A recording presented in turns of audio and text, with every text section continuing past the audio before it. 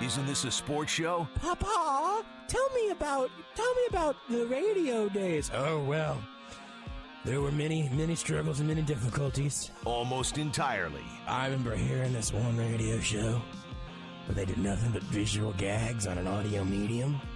The host did a whole segment with his nose taped to his forehead.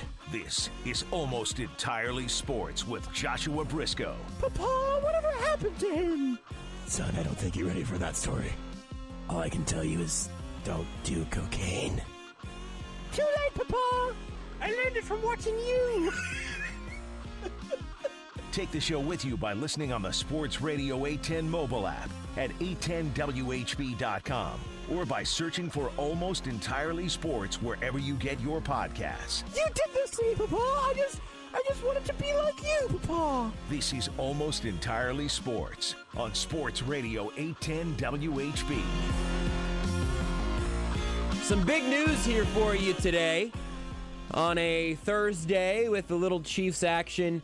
We got to talk about everything on another episode of AES yesterday. We got another episode tomorrow. That's all very exciting. And usually this show very heavily leans Chiefs. And you might think... I think I know where you're going with this. I actually meant to ask you if you did know.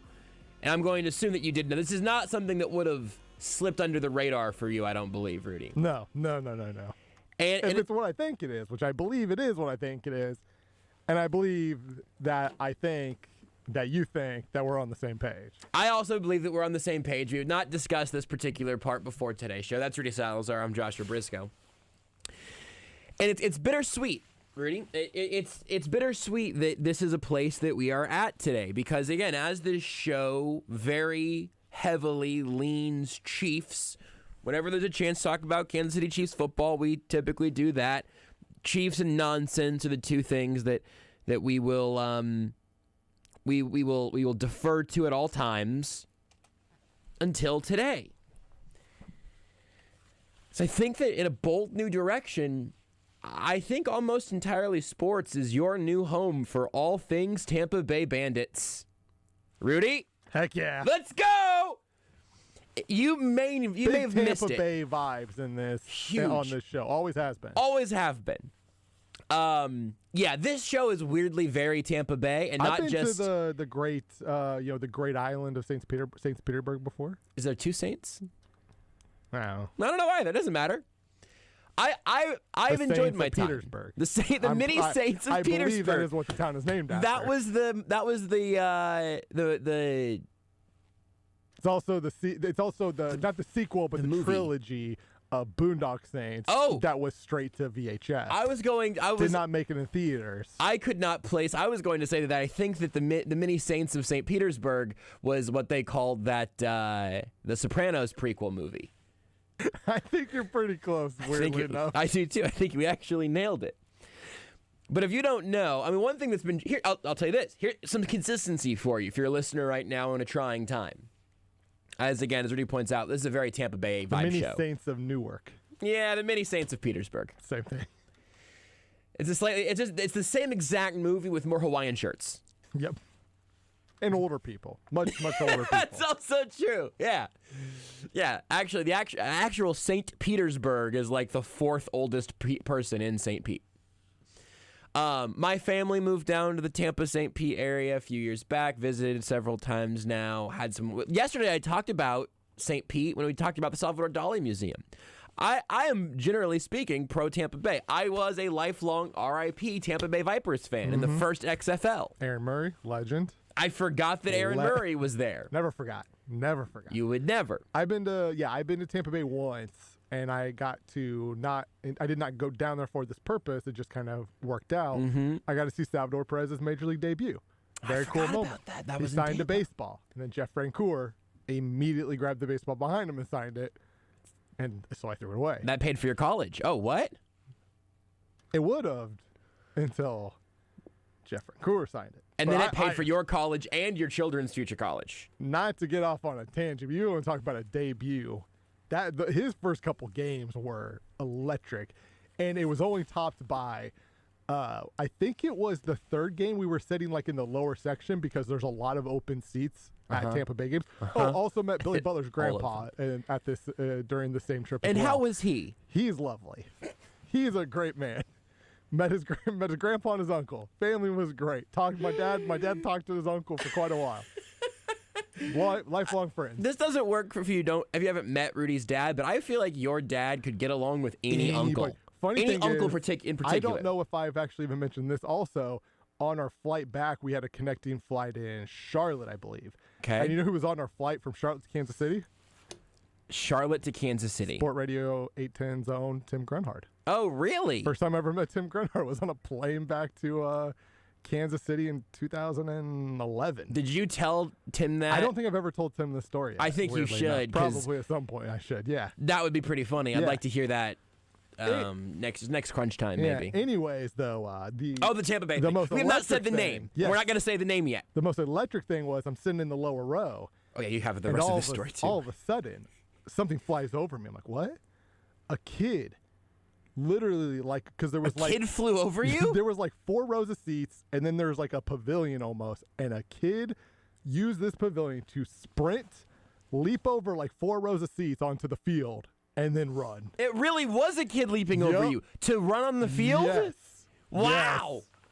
Yes. And that kid was a young Salvador Perez.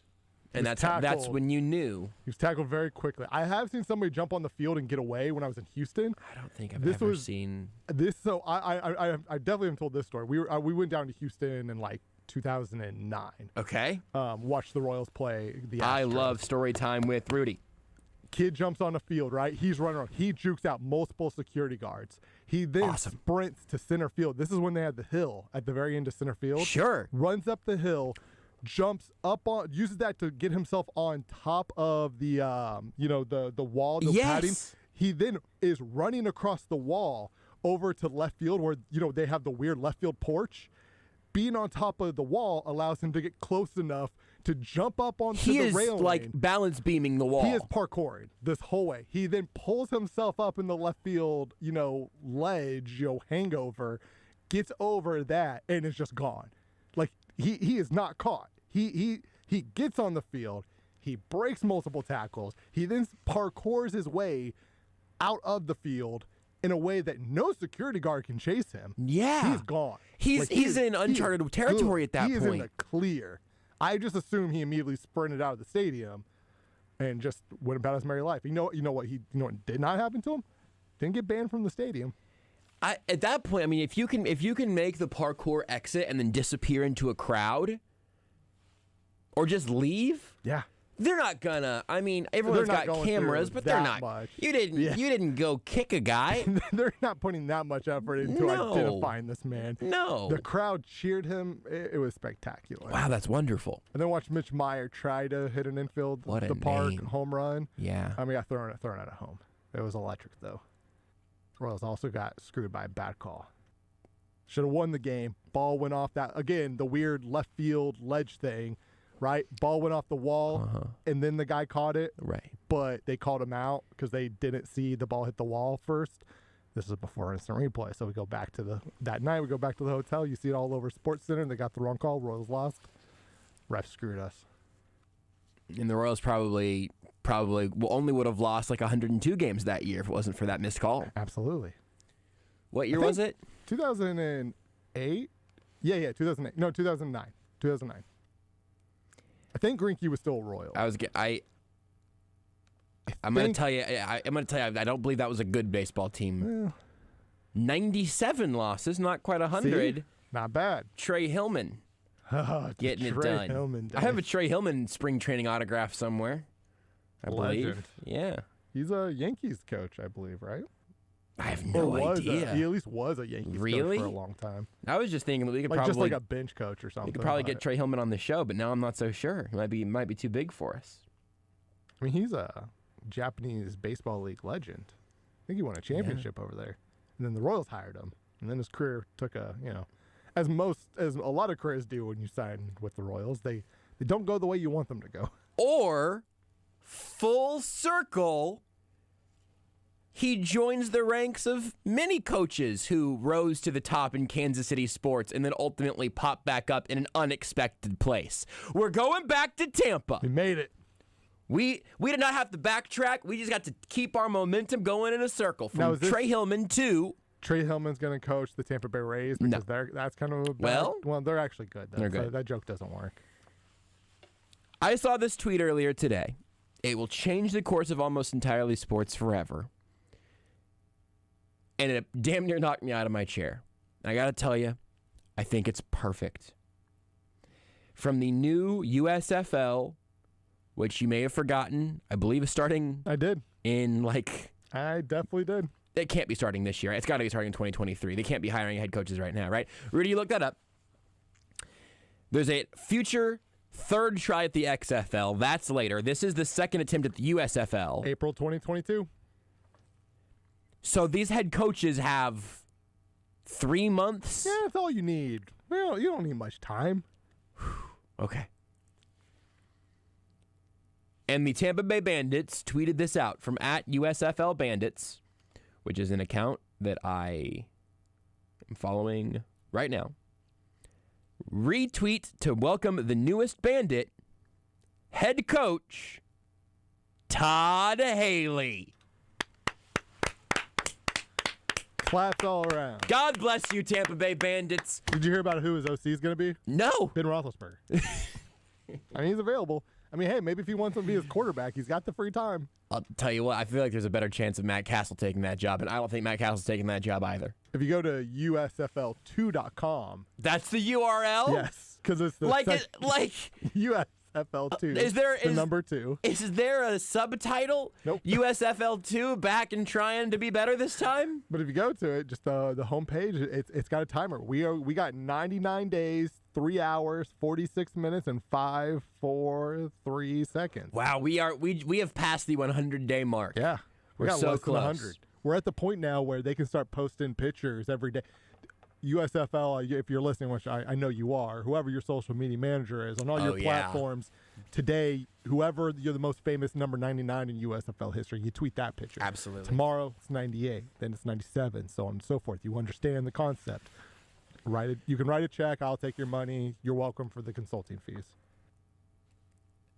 I got to tell you, the recent history of upstart football leagues, I'm not sure that check is eventually going to clear for you already, but I'd love to see them try. I think that you deserve that work. So the new USFL, we're going to come back around the Todd Haley in a second, but I do want to lay something out here. So the new USFL is it all old teams? It's not the full league. It's an 8-team league right now. And I was just trying to double check to make sure that I've got my facts right on this one. It is 8. They only have 4 coaches. I've also found out that they are giving players and staff tuition-free, debt-free college degree programs. Yeah, which rules, USFL, actually. I'm all in. And you could make money because we didn't make up random dumb rules for literally no reason. Shout out to the USFL for this attempt here. There are a couple of these names that I did not recognize, but I believe now I'm like 7 of 8 confirmed here. Let's just check New Orleans. And and were good. There were 2 breakers. There was the New Orleans Breakers and the Portland Breakers back in the original run. So the 8 teams that are currently there are all resurrected and redesigned versions of the same teams that they were back in the 80s. New Jersey Generals, Michigan Panthers, Philadelphia Stars, Pittsburgh Maulers, Tampa Bay Bandits, New Orleans Breakers, Houston Gamblers, Birmingham Stallions. Now that's fun.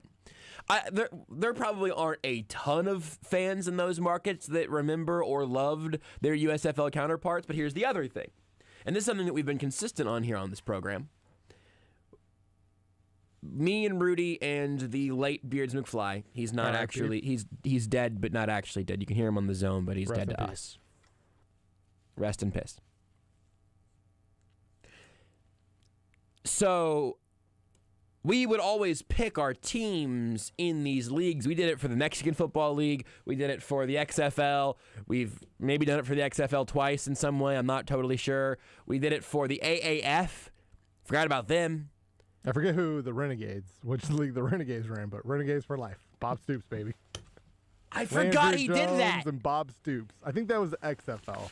I think you're right. I was a big Tampa Bay Vipers. No. Was that AAF? Was XFL? No, AAF was I was an Atlanta Legend fan, I think. Yeah, they had somebody that was fun. It was going to be, Michael Vick was going to be the OC. I almost said Michael Vick, but I was like, that can't be right. That fell through. But their head coach was somebody big name as well, who I'm now forgetting. Was it Mark Trestman? It might have been Mark Trestman. He definitely was a coach in one of these eventually. It might have been Mark Trestman. That was the Atlanta Legends. Yes. That was in the AAF. So that's you in the AAF. I think Aaron Murray was also on that team. Totally. I think Aaron Murray was both a Legend and a Viper. I'm excited to have a new color scheme because I was a diehard, lifelong Arizona Hotshots fan and a Tampa Bay Vipers fan. They're both green and yellow. And so the Tampa Bay Bandits, of course, a nice black, red, and silver color scheme. That's already in my wardrobe, so this is going to be easy for me. But usually what we've done is we've all picked different teams so we could have our feuds on the show as the season went on. And Rudy, without having talked to you about this before, just seeing your reaction to figuring out what I was going to open the show with here secretly today makes me think that maybe in an unprecedented move for almost entirely sports, maybe we just throw our entire support behind the Tampa Bay Bandits. I mean, I need to know more about the teams, right? Like, who are going to the other 4 coaches are going to be? Sure. Because here's the thing. Bob Stoops has got some free time. If all of a sudden Bob Stoops is in this league again. Does Kevin Sumlin do anything for you? Maybe. Not a ton, but it's close. It probably depends on who the quarterback of that team is. So let me just read you the first few paragraphs of the ESPN story here. Can I read the internet, in fact, Rudy? Because I just sort of scanned down a little farther, and there's just some really good stuff. The little snippet on Todd Haley is very good, and I just can't imagine anybody within the sound of our voices right now not wanting to hear me talk about the USFL and Todd Haley's place in it. And now, Josh reads the internet. The USFL on Thursday announced the hiring of its first 4 head coaches, Todd Haley, Kevin Sumlin, Mike Riley, and Bart Andrus, with play scheduled to start this spring. The league will have 8 teams with 10-game regular season schedules running from April 16th through mid-June, it said. Quote, "Today is a monumental day for the new USFL as we hit the 100 days to kickoff mark," USFL President Brian Wood said in a statement. To attract Mike Riley and Todd Haley, 2 former NFL head coaches. Mike Riley. One of the first things I did too. I mean, that was not a long stretch, right? For Mike Riley. Now, this does say he's the head coach and GM of this new team. I would assume most of them probably are. Well, I think you're probably right, but I had not had the thought of general manager Todd Haley. Even better than head coach Todd Haley. And now I am even more stoked about this. He was the San Diego Chargers head coach from 1999 through 2001.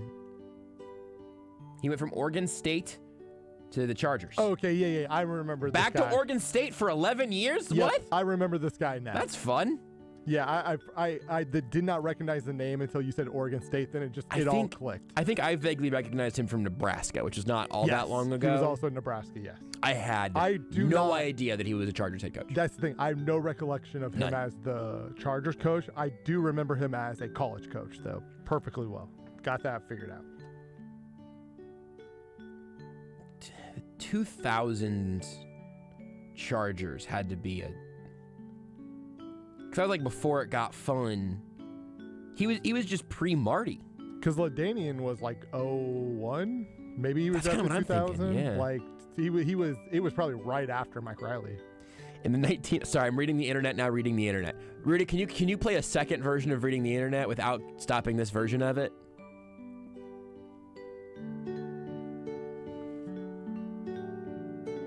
And now, Josh reads the internet. In the 1998 season, the Chargers went 5-11. Rodney Harrison said, quote, "If I had to go through another year like that, I'd probably quit playing." That's all. For that one. Oh, that was Ryan Leaf. Oh boy. That's a tough draw for old Mike Riley. Anywho. Hired Norv Turner as OC. Doug Flutie? Come on. Traded a first-round pick for the first overall selection in the 2001 draft to the Falcons in return for the first-round selection, fifth overall, and third-round selection in the same draft. They moved back from 1 to 5 for a third-round pick and didn't draft Michael Vick because of it.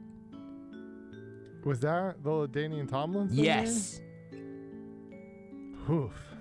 They went, boy, this show got weird today. Sorry. I mean, sports weird. It's fine. I mean, LaDainian was fantastic. And I guess, like, you could say it ultimately leads to you drafting Phillip Rivers. And so, like, maybe it worked out because you don't deal with the drama, I guess, that was Mike Vick. But, man, could you imagine, like, being able to coach Mike Vick? I am absolutely chucking a vaguely remembered memory of something here. But I feel like I heard something about, like, Vic and being in Atlanta, and there's like, I don't know if he talked about this somewhere, or he was like, if he would have ended up somewhere else, maybe he never would have ended up in the dogfighting or still in the dog. I don't know. Oh yeah, you change anything, right? Like it's the whole butterfly effect. Like who knows what happens from there, right? Right. If Michael Vick goes to San Diego, maybe he just quits playing football in 2 years because, Rodney Harrison thought about doing the same thing. Right. Football guy Rodney Harrison, who feels like someone who would yell at you for missing a game with an injury. I gotta finish the SFL story. He had a whole rant the other night on when Chris Godwin got hurt. I forget who it was who hit Chris Godwin low. He kept going on and on and on about how you can't hit a player low, how it's a dirty play. You have to aim for their head. That's basically what he was saying. He was like, players want to be hit in their upper body. Hit a player in their upper body. You never hit a player. He would not drop it. It was the weirdest thing ever. I've got to admit something also here. It didn't work out for them, but in the first 32 picks of this draft with the fifth over, don't draft running back in the first round. We're all on the same page on this one. LaDainian Tomlinson worked out okay. Here's the real kicker. They went with the 5th pick and 32nd overall pick. The Chargers drafted LaDainian Tomlinson and Drew Brees, and they never won bleep. Think about that. They drafted LaDainian Tomlinson and Drew Brees like 27 picks apart, and they didn't win bleep. It's one of the things, too. If Drew Brees never leaves San Diego, I don't know if he becomes a Hall of Famer. But that's mostly because, like, San Diego at that time was just they were not a great run. They were not a well-run organization. I'd like to thank Todd Haley for getting us to the 2001 NFL draft because... Here's the Chiefs draft. Was that a Ryan Sims year? Feels like it was one of those defensive linemen that just never sure really does, right? Out. They didn't have their first-round pick at 12 overall. Junior Seave. They didn't have their second-round pick either. Their first pick was Eric Downing in the 3rd. And then Marvin Minnis later, a couple picks later. I also remember him. Is it Bizel? That's what it sounds like to me for some reason. Beisel. Monty Beisel. Derek Blaylock at 150. Yeah, I do remember Monty Beisel as well, the linebacker. I'm sorry. I know that now this is getting to a point of like, how did these young kids not know why the Chiefs didn't have a first and second round pick in 2001? Traded it for Priest. Trent. This is not enough Dick Vermeil? information.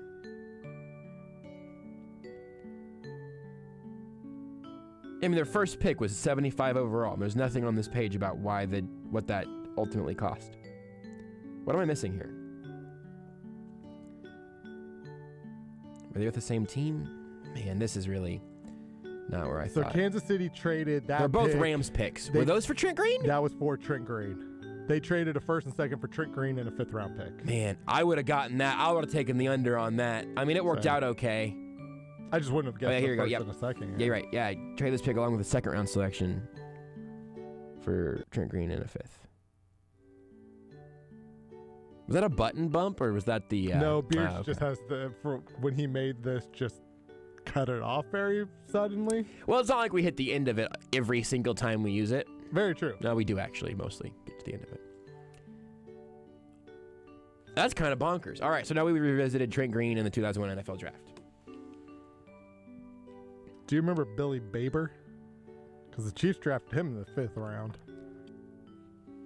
Today is a monumental day for the new USFL as we hit the 100 days to kickoff mark. Derek Blaylock was the pick that they got from St. Louis. So they got Trent Green and Derek Blaylock for a first and a second. USFL President Brian Wood said in a statement, to attract Mike Riley and Todd Haley, 2 former NFL head coaches, Bart Andrus, a former head coach in NFL Europe and CFL, plus an experienced college head coach in Kevin Sumlin to the USFL, speaks to the quality of the league we're building. They all share our belief in high-quality spring football, and we're honored to have them lead their respective teams this year. We can't wait to hit the field." End quote. Haley, a former NFL head coach with the Kansas City Chiefs, will coach the Tampa Bay Bandits. He went 19-26 with the Chiefs from 2009 to 2011. He since has served as offensive coordinator with the Pittsburgh Steelers and Cleveland Browns, where he was fired in 2018. He did better with the Chiefs than I remember. At least record-wise. When I knew that we needed the music, and it was not going to be for reading the entire football internet, which we've done, which is fine. It was because I wanted to make sure you got to hear the way that little, we attracted Todd Haley. 19-26. And he was in a Super Bowl. With the Cardinals. With a Hall of Fame quarterback running his offense. Hall of Fame. How hard that is to be good. Hall of Fame grocery shelf stalker. Movie star. Movie inspirational tale.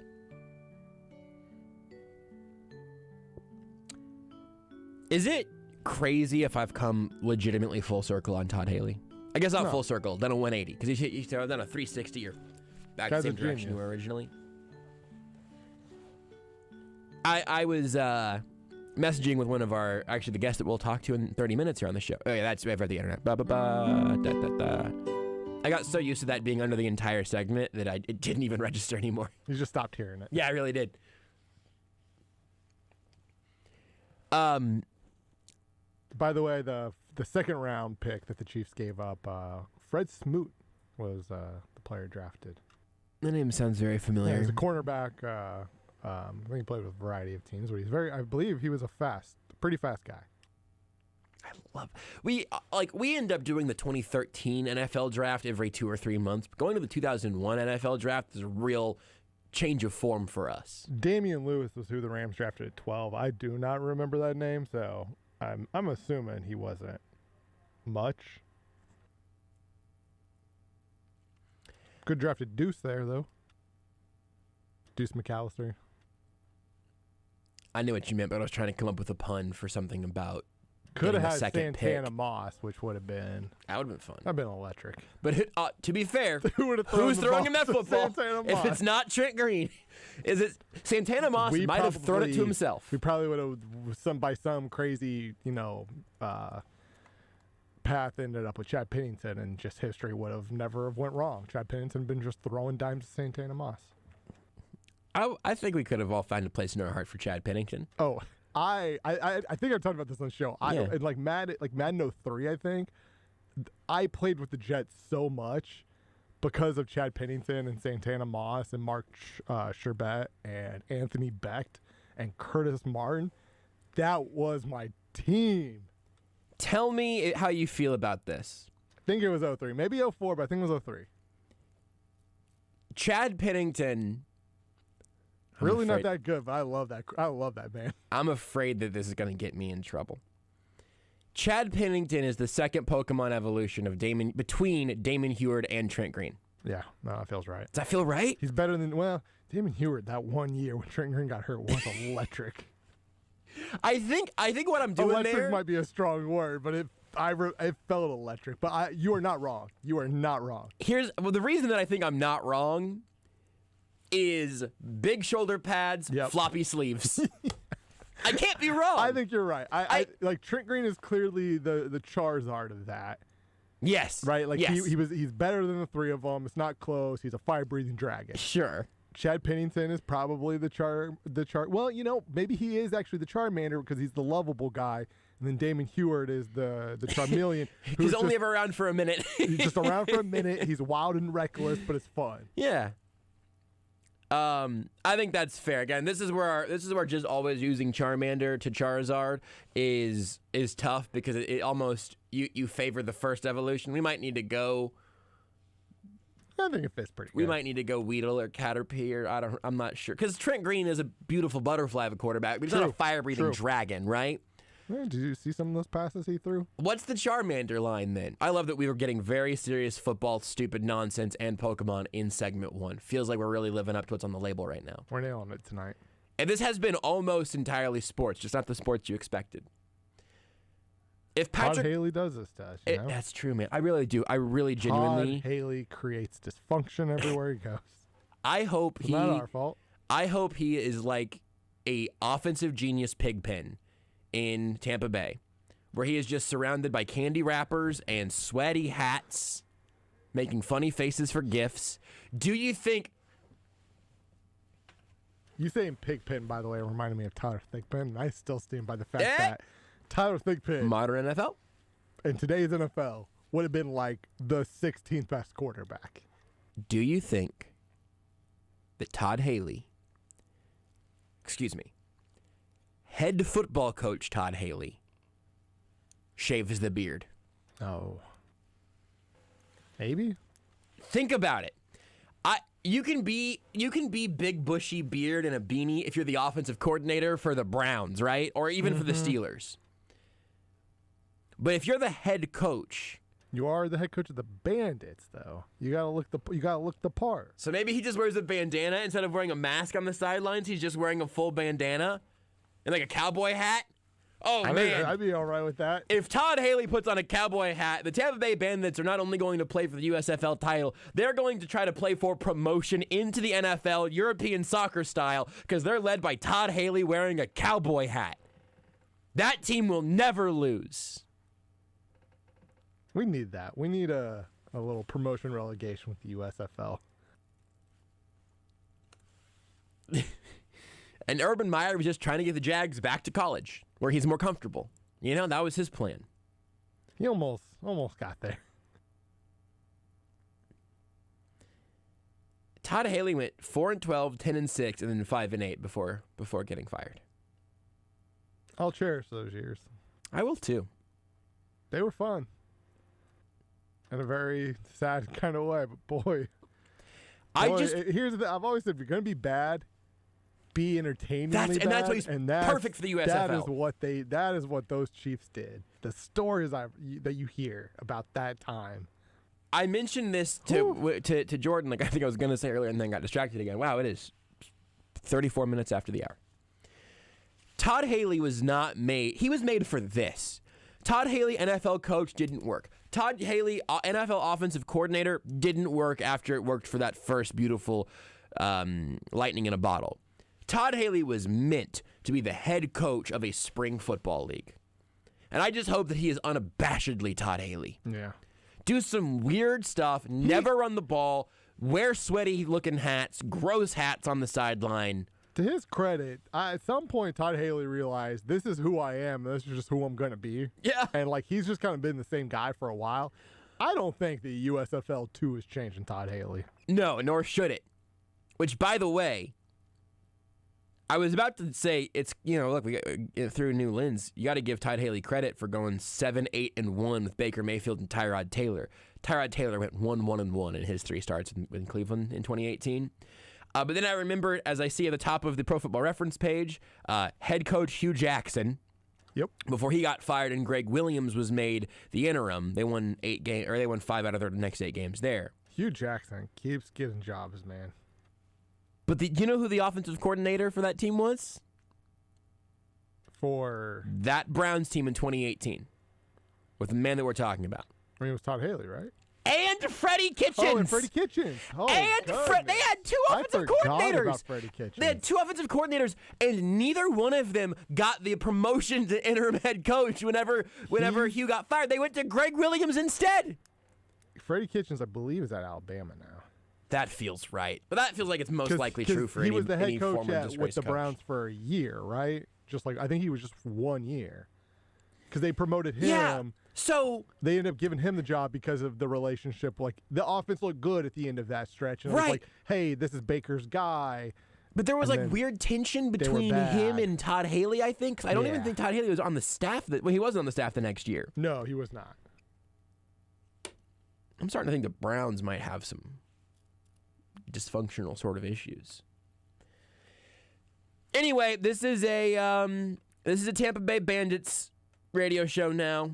I am both ironically and unironically rooting for Todd Haley to succeed there. Oh, good news.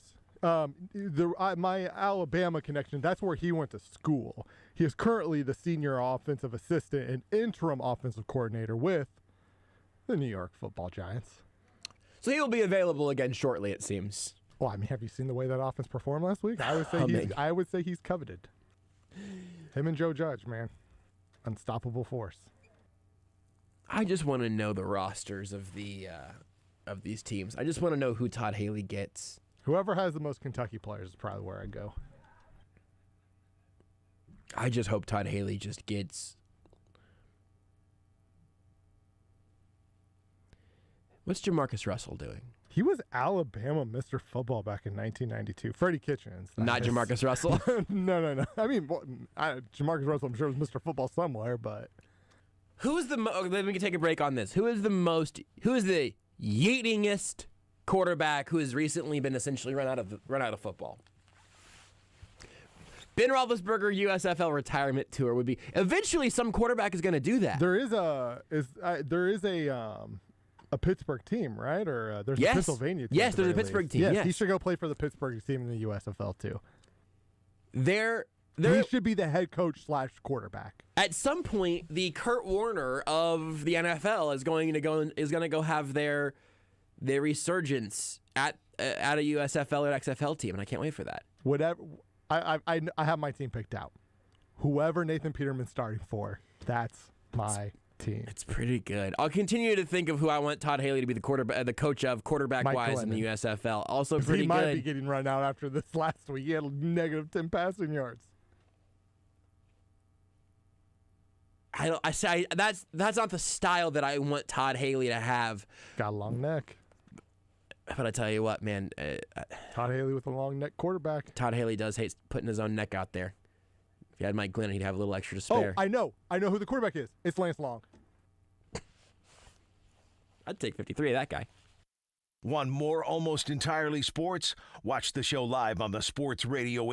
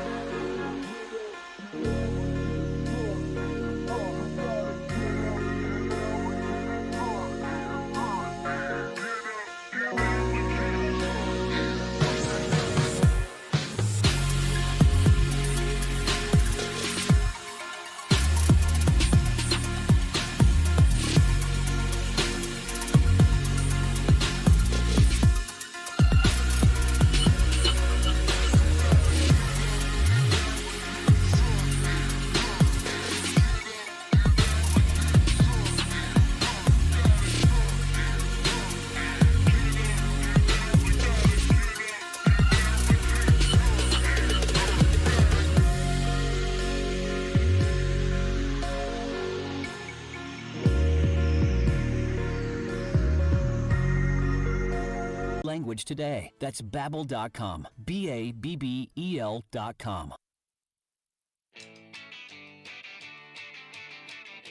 This is Almost Entirely Sports with Joshua Brisco. Beetlejuice, Beetlejuice, Beetlejuice, Kaepernick. On Sports Radio 810 WHB. Okay, Rudy. I see the suggestion here. Get Beetlejuice to play quarterback. Yep. I would love to see Beetlejuice play quarterback. Sorry for taking your joke from you there. We are on the same page the last few minutes. I said, because I told Rudy during the break, you know what? I think I have somebody, but I think he's too good. And Rudy said, Gardner Minshew. I said, yup. He deserves to be the starting quarterback of the Tampa Bay Bandits. Frankly, he deserves to be the starting quarterback of the Jacksonville Jaguars. Yeah, the Gardner Minshew, and like that. This is the problem, right? Gardner Minshew is probably good. Like there are probably at least 5 teams who Gardner Minshew should be the starting quarterback from. Yes. He's not really somebody you want starting for you. He's the perfect backup because he's good enough to start for teams. But he's one of the 32 best quarterbacks in the NFL. But Todd Haley deserves Gardner Minshew. Absolutely. Deserves him. There are a couple other nominees I'd like to throw out here. I would. Here's my my pitch. Okay. You should be allowed to play in both. Right. I think you probably could. Gardner should be allowed to because He's a free agent, right? But even if he's with a team, no team is signing Gardner Minshew with the thought of, hey, you're our guy for the next 10 years. You are our backup quarterback. You know what, Gardner? If you want to go start some games and have some fun this summer, go to Tampa Bay. Go have some fun with the with the Bandits. Play some quarterback. Then come back here and help Jalen learn the system. I'm here for that. I would like to see that system come together. Guys like Gardner, who are fun and exciting, but clearly not like, or they're not going to be starting in the NFL. So you're not super worried about their health. Should be allowed to play in the USFL too. Absolutely. I think they should be able to play in the USFL too.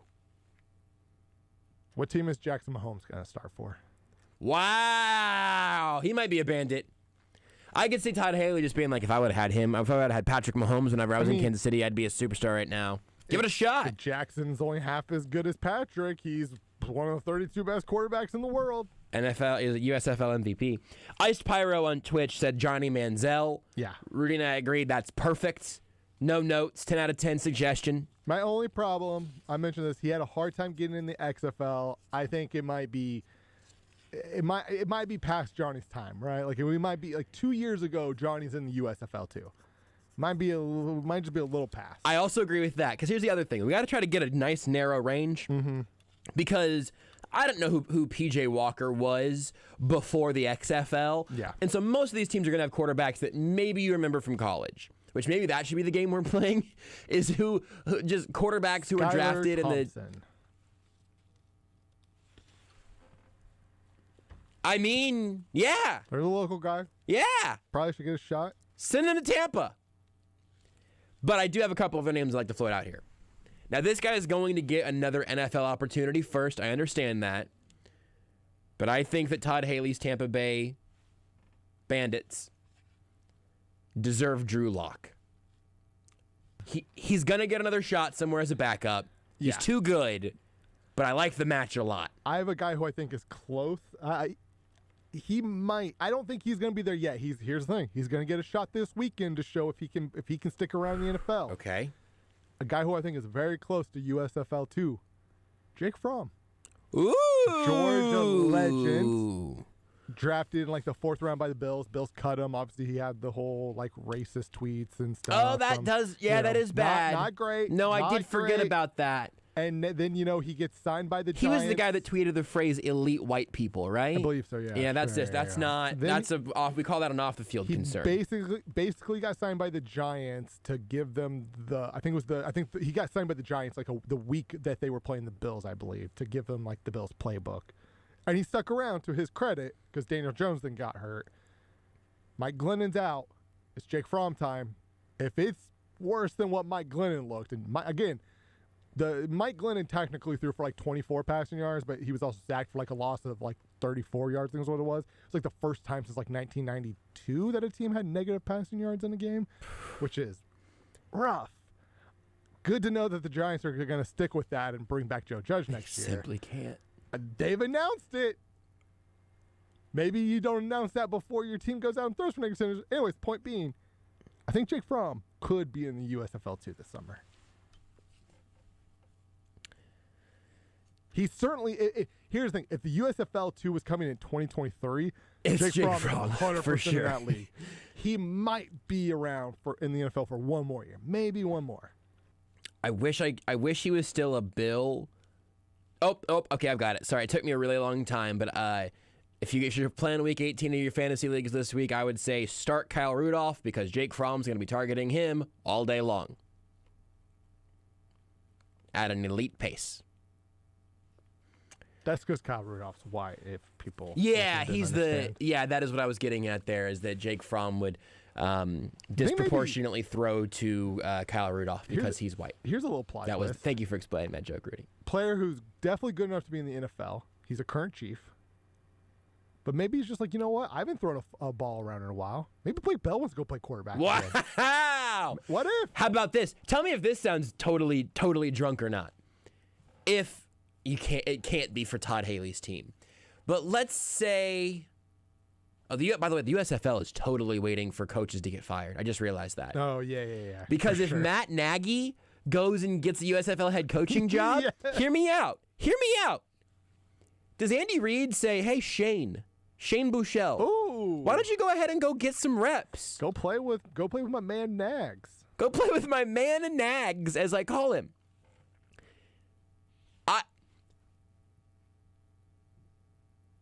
I mean, I think that it would all be during like real legit off-season stuff. Maybe there you would miss like rookie mini camps, which I think he would probably still be eligible for as a young quarterback. But that's kind of interesting. If you have a third string quarterback, it's Chad Henne's not going to take a USFL paycheck, no chance. Yeah. But if you're the Chiefs and you say, "Hey, Shane Buechele, I got a coach down there, even if it's just the OC or a quarterbacks coach that Andy Reid knows, says, you know what, or Eric Bieniemy knows, or whoever. Why don't you go play some USFL football, get some reps out there, and bring that experience back?" I wonder if any team would consider that. That's a question that I don't think I could ask Andy Reid before a playoff game. Yeah. But that I should remember to bring up. So my guess would be is probably no, but this is the thing that honestly needs to happen, and it makes sense for both. The reason why a spring football league really hasn't worked is because of to make a spring football league work, they need to team up with the NFL.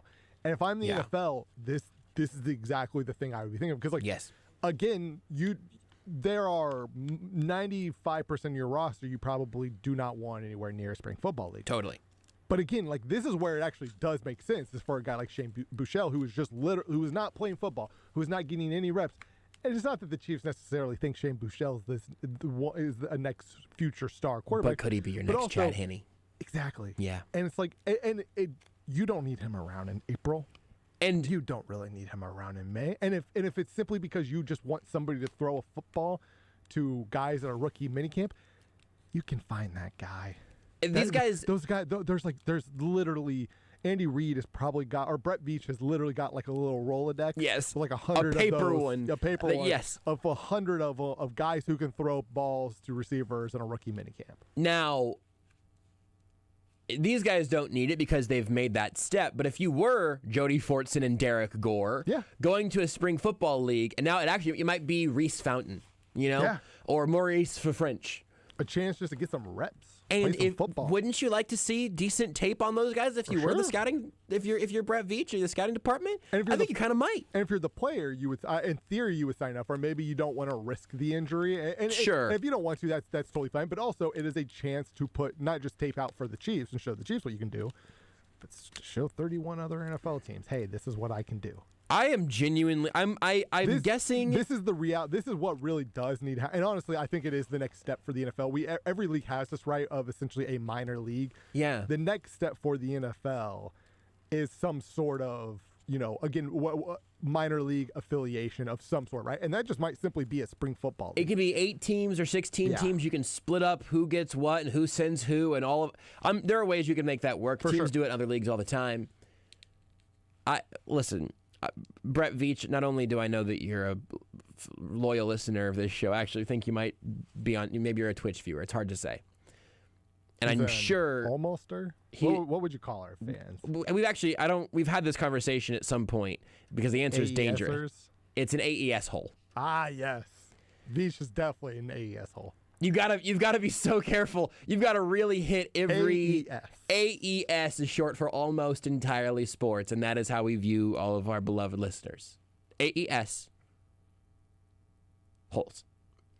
But if Brett, if you could just, we're at first name basis. If you could just text me what you think about this idea, I'd be genuinely interested to know.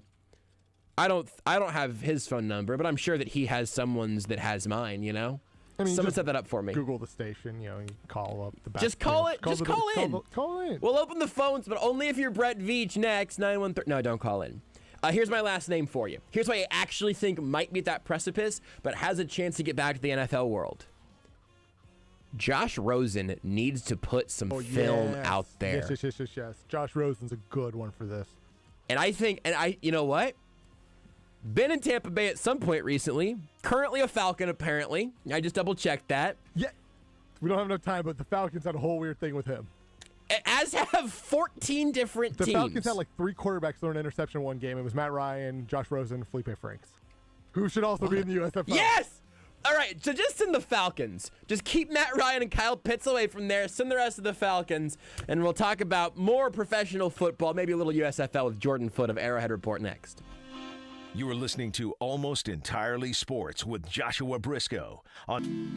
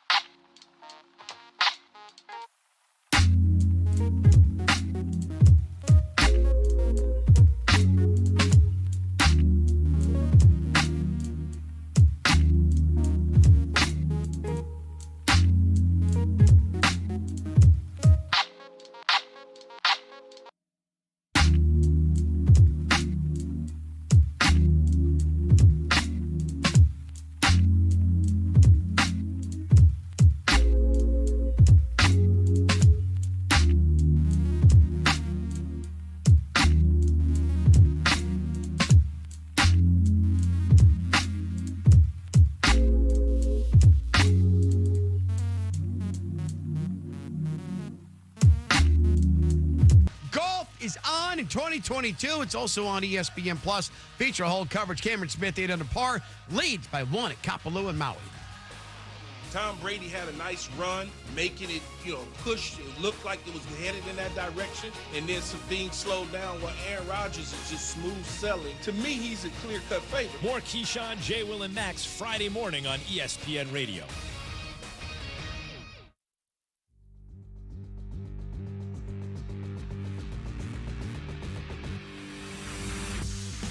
This is Almost Entirely Sports with Joshua Brisco. Anyway, thanks again to Jordan Foote for joining us last segment. Sneeze emoji, sneeze emoji, sneeze emoji. On Sports Radio 810 WHB. Do you know if energy drinks can expire? Nah. They're in a can, unopened, of course. I mean, at some point, but something tells me not for a while. I've got a white zero sugar Monster. Yeah, you're good. And one of those never expire because they're just made of like monsters. Alien piss. I don't know, something radioactive. And I had a can of that Highball, which is like an unsweetened like energy sparkling water, basically. I found both of those in our office that I realized I think were pre-COVID purchases. And so they're both in the fridge now here. And I think you're fine. I've got one of the Rooster Booster Lights that you so generously brought back from your last quick trip, but I left my whole bag of stuff here last night after the show, so it's not cold. And so during the break, I said, you know what I'm going to do? We'll get the Jordan Foote in a second. What I think I'm going to do is I'm going to grab my dollar bill that I keep in the drawer in our office for the vending machine. Now, I haven't bought anything in the vending machine. I owe you a dollar bill, by the way. I keep forgetting to put a dollar bill. Also, I just very rarely actually have a dollar bill. Totally. The next time I have a dollar bill, I owe you a dollar bill. I in no way whatsoever. It is like petty cash. I have taken a dollar bill back there from there before, taken 4 quarters before, and returned a dollar bill. Take one, leave one. It is an honor system, but I do owe you a dollar. Well, I appreciate your honor there. Because if you were to Venmo me a dollar, I would send it right back. It's no good. It's no good. It's not the purpose of that dollar is to be there for the vending machine. Those dollar bills and those quarters are gold because they're for the vending machine. But I haven't bought anything out of the vending machine in 3 months because my favorite thing to buy out of the vending machine was a little bag of cookies that I can only guess has, 5,000 carbohydrates. So I just haven't yet. But there's a Diet Dr. Pepper thing in there. I thought, you know what? I don't really want a slightly warm energy drink. I got pretty good energy right now. I just would like a little boost. So I thought, you know what I'll get? Drop my dollar in there, hit 44, get a little Diet Dr. Pepper, light flashes, says make another selection. Well, vending machine, the other selections would force me to put a needle into my belly first, and I'd rather not do that. Options are this Diet Dr. Pepper or death. Or death. Or worse, the Diet Coke that's also in there. I like Coke Zero, but I'm not a Diet Coke guy. Not yet, at least. Give me time, I guess. I started drinking them whenever they were free, but I'm not willing to pay 60 cents for a Diet Coke. And so, essentially, this has just been me just kind of going through some things here where I'm not going to get my little caffeine boost. Instead, I had a York patty during the break, and I've got some water. I think a recurring bit we may be able to explore in the future, Rudy, is having longer and longer and longer and longer intros before we actually put Jordan Foote on the air here. I do think that we are probably 3 or 4 more appearances away from doing an entire segment and then going to break again, ultimately just leaving him on hold for 30 minutes. We have to be 3 minutes and 40 seconds next time. Okay, our new high score is, you know what? I've got him on hold here for a blazing 420. We'll bring him on that note because that'll be easy to remember. Jordan Foote of Arrowhead Report. You can read his work at arrowheadreport.com, a part of the SI Fan Nation Network. He's a deputy editor there. His boss is a jerk. And you can follow him on Twitter at Footnoted and also hear him on the Roughing the Kicker Chiefs podcast, available Monday, Wednesday, and Fridays. Wherever you get your podcast, just search for Roughing the Kicker. Jordan, what's your most tragic vending machine story? My most tragic, by the way, I had 525 on my phone by the time, but that's without, answering, saying hi to Rudy, exchanging, how's it going, chit-chat, being on hold, all that. So, really, it was probably about 4 minutes of actual wait time. 420 is from the exact moment that Rudy put you on hold. to now. So you heard that little buzz where you were just sitting there and your only option was to sit there and listen to the show. That was 4 minutes and 20 seconds of your life that we just wasted. Okay. I'll take that. I don't think I have a bad vending machine story. With that said, big fan of the Diet Coke. A DC has never done me wrong. I'm a big fan of that. And also, G Fuel's the way to go, man. You guys know this. And I have been trying different flavors. I've been, stocking up when they have BOGO. I found out Amazon has some of the flavors I like. So, A, it's cheaper. B, I get it quicker. C, it's free shipping. Well, I guess you have Prime, it's not technically free, but whatever. I think G Fuel is the way to go. I've been kind of mixing G Fuels lately. Which, Whoa! I don't know if that's healthy or safe or not. But, yeah, Diet Coke or G Fuel will usually get me through either way. I just haven't returned to the tub, as they say, since my whole ordeal. It's sugar-free. There's nothing in it that I'm, terribly afraid of. I just kind of got off of it for a little while, and today was the first time that I thought, you know what, maybe today I'm going to dip back in. I think my concern is that if I do dip back in, my third sip is going to burn off my eyebrows because I've lost my tolerance to it. I had a great segue that I'll come back to, but first I would most likely first and foremost like to know your medal stand of G Fuel flavors. Just gun to your head, off the top of your head right now. We're doing power rankings with Tucker at the top of the next hour. So your 3 medal stand G Fuel flavors. Okay. I've probably only had about 6 or 7, so my answers, I'm probably missing out on something. I think Shiny Splash is blueberry lemonade. That's my number 1. Yeah, it's huge. Pink Drip, kind of like a bubblegum type flavor. Pink Drip is up there too. Deep Boy, also great. And then I think the third, man, it's called Stonks, and it has the little meme of the Stonks guy. That's not real. Yes, and it's like a blood orange, which actually turned out to be kind of okay. I was surprised by that. I think really Blue Ice, probably number 3, like a nice classic, slushy at Sonic type flavor. Can't go wrong with those. So I think the theme here, I guess there is no theme. I mean, it's G Fuel. You have different flavors for everything, different names. Stonks I would highly recommend. I had it warm, and I can't do that. Like you said, the warm energy drink mix, especially when you put water with it. Now, I tell you what, they had this flavor, and it was called Moon Pie. Yes. And Moon Pie with water was absolute trash. We tried it one time, and I said, this sucks. I mixed it with milk. Yeah.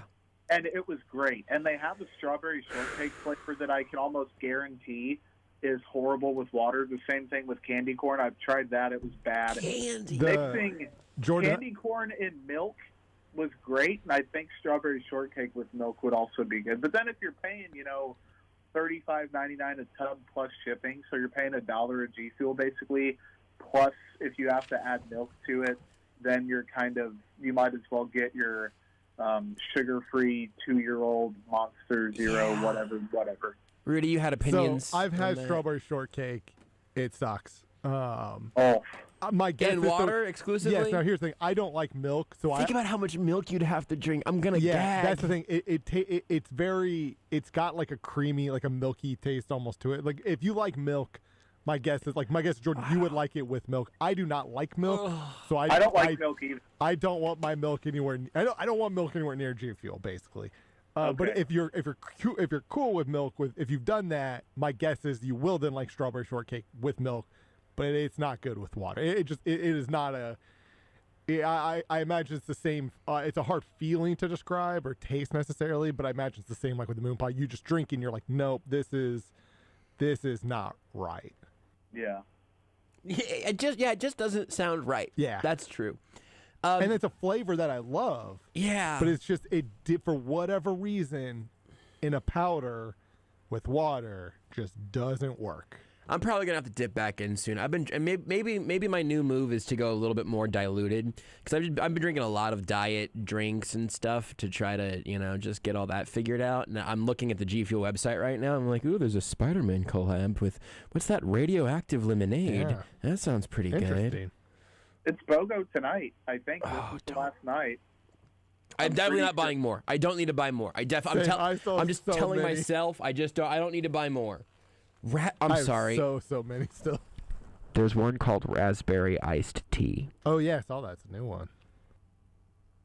That the branding is perfect and it sounds amazing. Is it like a weird bunny almost? Yeah, I think so. Raspberry tea is what I used to get at Slim's. No. And it's kind of out of my life now because it's all sugar. I'm still working my way through the Logic's boysenberry. It's good. I like it. Let me say this. Little tip for you, Tucker. What you do is, so I'll leave mine like in the fridge overnight. This isn't Tucker, but that's fine. Jordan? I wasn't going to correct him. I know where I stand in terms of being valued and appreciated and respected on this show. To be fair, to me, I will probably call Tucker Jordan. You're the same person to me. Yeah, we're all the same. So I leave it in the fridge overnight, but then like an hour before I'm ready to drink it, put it in the freezer. I let it get just a little icy. Mm-hmm. It makes it like essentially like a slush, and it is. Yeah, you don't want to get too icy, but you get that nice little slushy action. It's perfect. Wow, that was a good point, Beard. It's nice. I like that. I deserve that.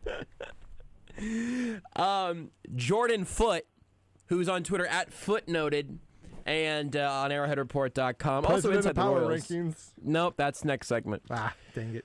Rudy hasn't had his G Fuel in a while. So that's just this is how we got here. By the way, if either of you guys end up buying a can right here, you'd actually have a can. Wow. I was struggling today. I was like, and I didn't bring mine with me. I was like, I have to stop by Quick Trip and get a can because I'm struggling. I don't need any more, but I really am excited about this raspberry iced tea. So I'm going to close the tab right now and come back to it later. But Jordan Foote of Arrowhead Report, Inside the Royals, also at the Roughing the Kicker Chiefs podcast. Jordan, you said earlier that a good G Fuel and a good DC's never let you down. You sound like somebody who didn't watch 3rd and 27 last weekend. Am I right? Man, how sweet would that segue have hit 6 minutes ago? I don't even know what to say now, really. Yeah, it sucks. It was bad by me. It was bad by the defense. It was bad all the way around. We can look ahead to the Broncos in a second, but the question I've been asking all week to everybody is, what is your first thing? What do you look at first whenever you look at what went wrong against the Bengals? Because I think there are legit like 5 or 6 different, totally reasonable answers. Well, and it's hard for me because I kind of lump a lot of stuff into the overarching umbrella of the Chiefs shot themselves in the foot yet again. Now, if you peel that back, you have Andy Reid making some questionable decisions. Yep. You have Spags making the 3rd and 27 decision. You have missed tackles. You have drops. You have the offense only seeing the field 3 times in the second half. Like, Mahomes 2 dropped interceptions that could have been bad. Like, the Chiefs, you can say they shot themselves in the foot, and then you have to explain every single one of those, and it gets kind of depressing. And that's outside of the Buffalo game and the Tennessee game, when I think that was really a truly different Chiefs team. Like, I don't think that those games mean a ton heading into the playoffs.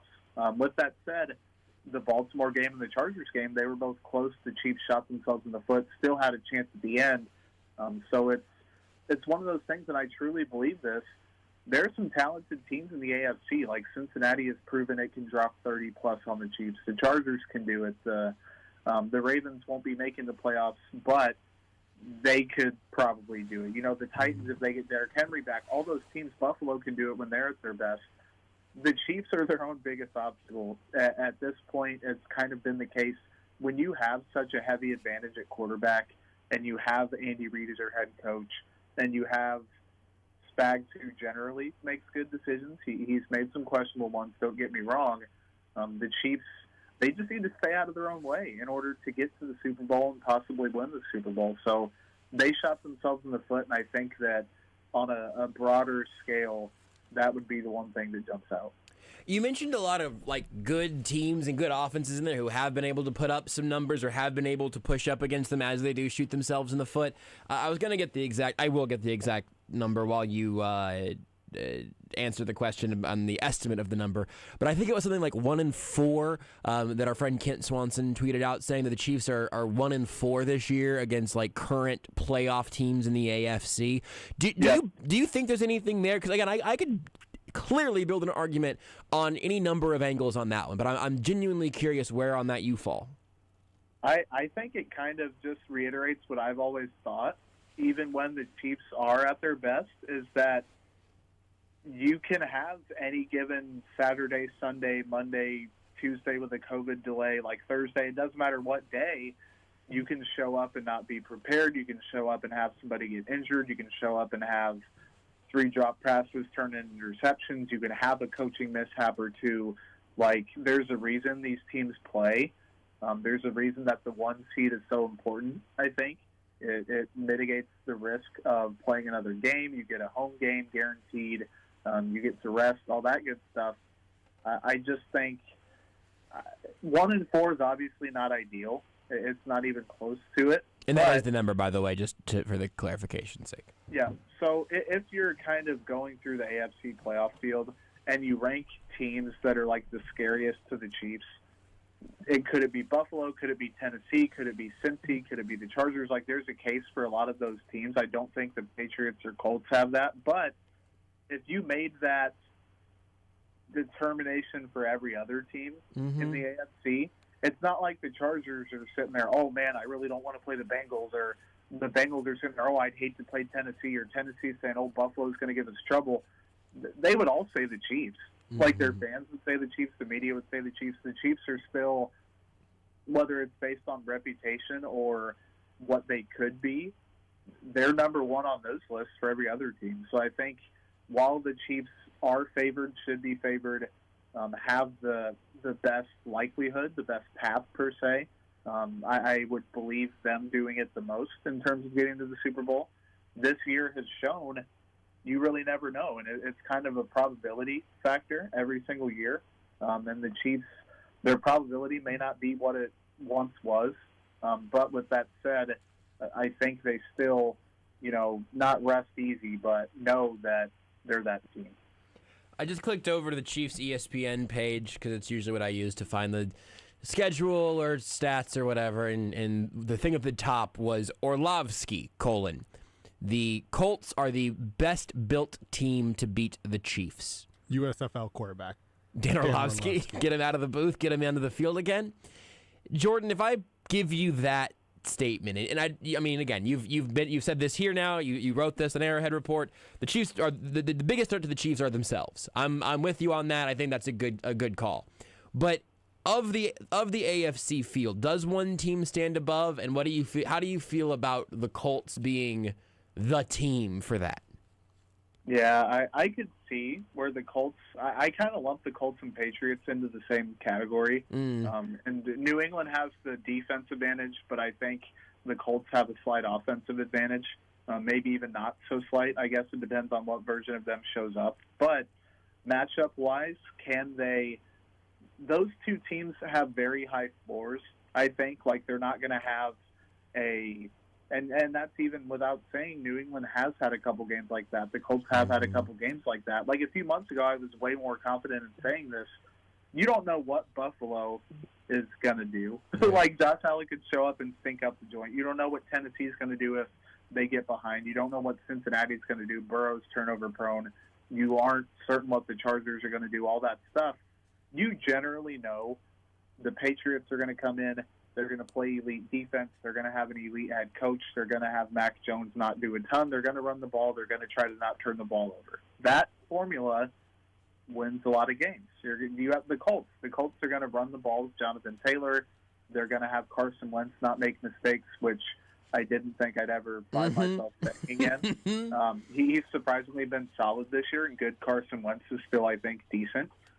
Defensively, they're well built. I think in the trenches, they're well built. So those teams, if they get out to a 17-3 lead or a 21-7 lead or a 14-0 lead, that's when the Chiefs would definitely, I think, have to worry and say they can dominate time of possession. I know we're both on the same page in terms of time of possession, but with context, if they dominate it and get up to a lead, that definitely plays. If they are converting some touchdowns instead of field goals, I mean, it's a lot of what ifs. On the flip side, Colts get down on the opposite end of that, 14-0, 17-3. They're not built to come back. You can't run back into the game. I think Tennessee, I don't trust Tannehill. They're kind of in that boat as well. But I think they're so top-heavy that they won't really find themselves in that spot. The Patriots, Mac Jones isn't going to lead you back into a game, at least not right now. He's a rookie. He's just not going to do it. So those two teams specifically, I don't want to say front runners because that's just kind of a rude term to say for a really good NFL team. But with that said, if the Chiefs, take care of business and start off hot, I don't think either of those teams are built to come back and really have a shot in those games. I was preparing a fun thing to talk about from the Bengals game and the idea of keeping the Chiefs off the field and all of that, and how that's largely been disproven, and how time of possession is not a very rich stat, right? But I do think there's something interesting to be learned from the Bengals game, and you see what happens when the Chiefs get 3 possessions in the second half and only have 3 points to show for it. I think there's some interesting lessons about being more aggressive when you do have the ball and not taking your foot off the gas and maybe taking risks to keep the ball in your hands, all of those things. That's where I was going to go. But I would like to tell you something hilarious. The Chiefs won the time of possession battle against the Bengals. So they won. It was 30-54 to 29-06. Got a W last week. That is shocking to me. Won the game, right? Still the 1 seed in my opinion. Super Bowl champs. I wonder who won in the Super Bowl. I should go back and check. That feels like something that my brand would really benefit from doing, but I haven't done it in a while. So I guess with that being said, that just is flabbergasting and hilarious to me. But do you think there is something to be learned from that Bengals game, as it's theoretically, not to put the cart before the Bronco here, but theoretically the last meaningful close game the Chiefs should play before they have to go play another good playoff team eventually. Is there something to be learned from that, or do you like that Bengals game as a weird sort of one-off outside of the self-inflicted wounds and all of that?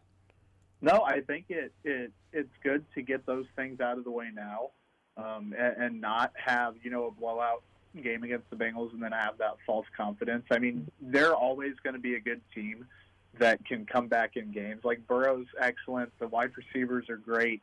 I'm not going to say the T. Higgins thing that we always talk about. But, the Chiefs, hearing the comments from Spags about how really they're not going to change up too much and he's going to tell them to maybe lay off the aggressiveness just a tad in certain situations but still be that team. Then the defense of the third, as you tweet, LOL, about the time of possession. Well, I just saw that I have my tweet pulled up, trying to keep it together here. No, you don't. It's my fault. It's my fault that we're here. I'm just floored by it. It's just shocking. It's just your brand now. You have to keep that up. I will. And I think sometimes people think that you're the analytics guy, even though you're not the analytics guy. But I'm not that smart. You're definitely aware of stuff like that. Which I think, I find comedy in Mark Schlereth saying he doesn't know what air yards are. God. That was brutal. The Chiefs also ran the ball more often and more effectively than the Bengals by a significant margin. And they won. Didn't they almost triple them in rushing yards on Saturday or Sunday? It was pretty close. 115 to 60. Yeah, pretty close. Okay. 6.7 yards per carry to the Bengals 3.2. It's a good effort there. Yeah, but back to sorry. Yeah, that's my fault. No, it's my fault too. But good just teammate. Hearing, and we kind of knew this about the Chiefs, which is why it's about mitigating mistakes and risks. Andy Reid's always kind of been, I hate using the word stubborn because it has a negative connotation, but stubborn. Spags, same way. They're going to do their brand of football. They're going to do things their way. They're going to teach their way. It's one of those things where we've seen the Chiefs offense play New England in a playoff game, have a terrible first half and adjust. I feel a lot more comfortable with Andy Reid being able to do that, and be able to say we're struggling, let's get it together. Which I don't have.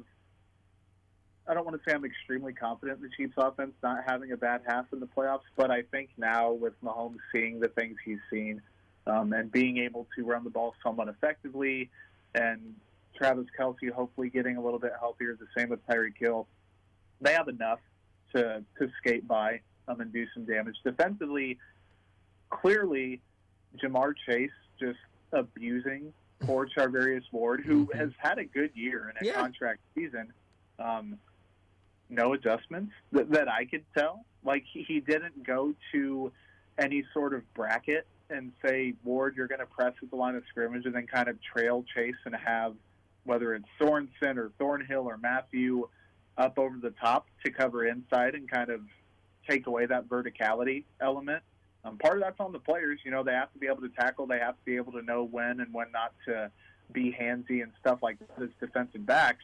As you add to your thread. Boy, these tweets are going out fast. They didn't even load on my page until you said that.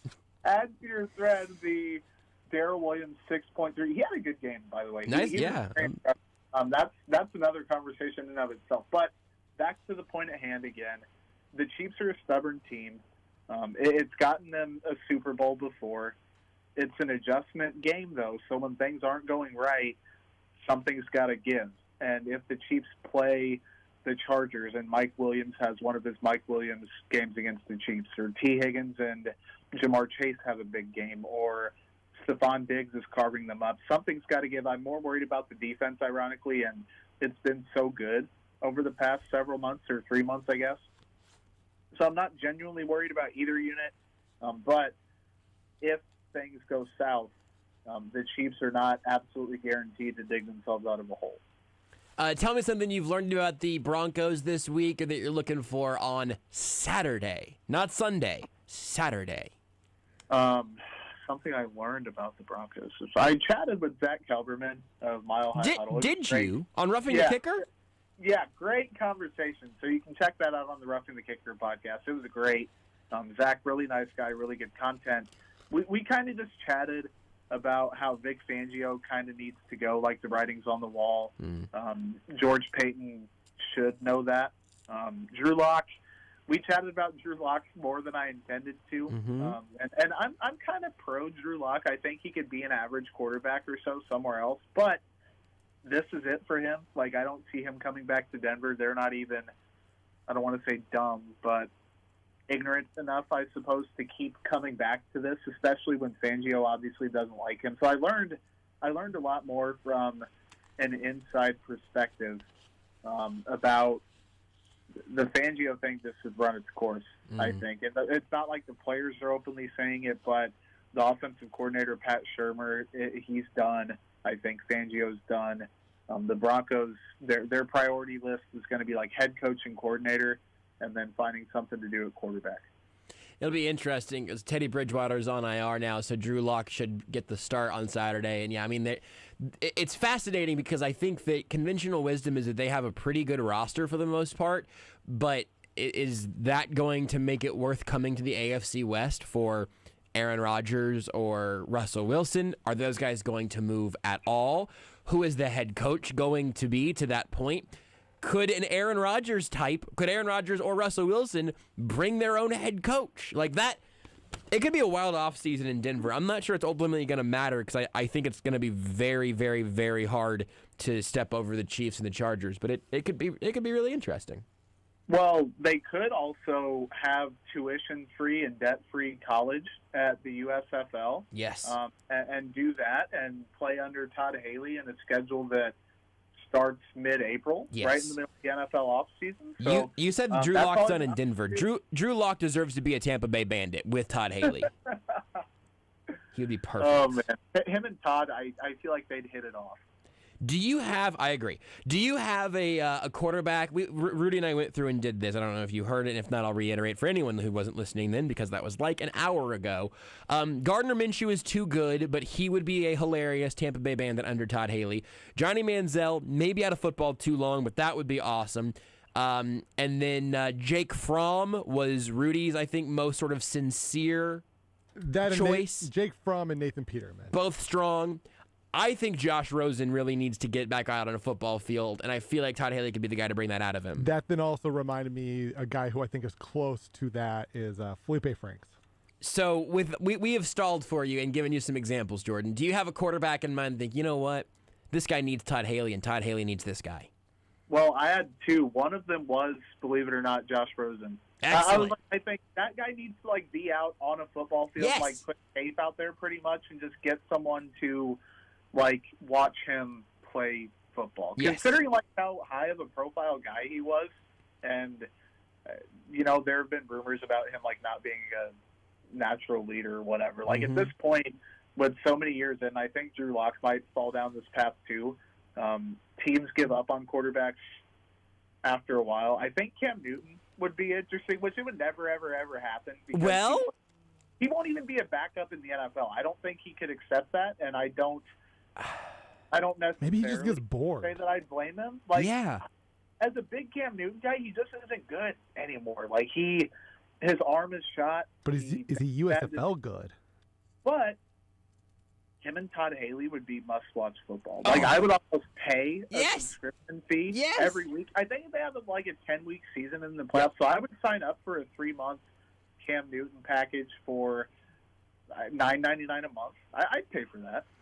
I love that. You're talking earlier and saying that eventually if the spring football league eventually catches, at some point, some older quarterback is going to go play to prove that he's got a little more juice in the tank.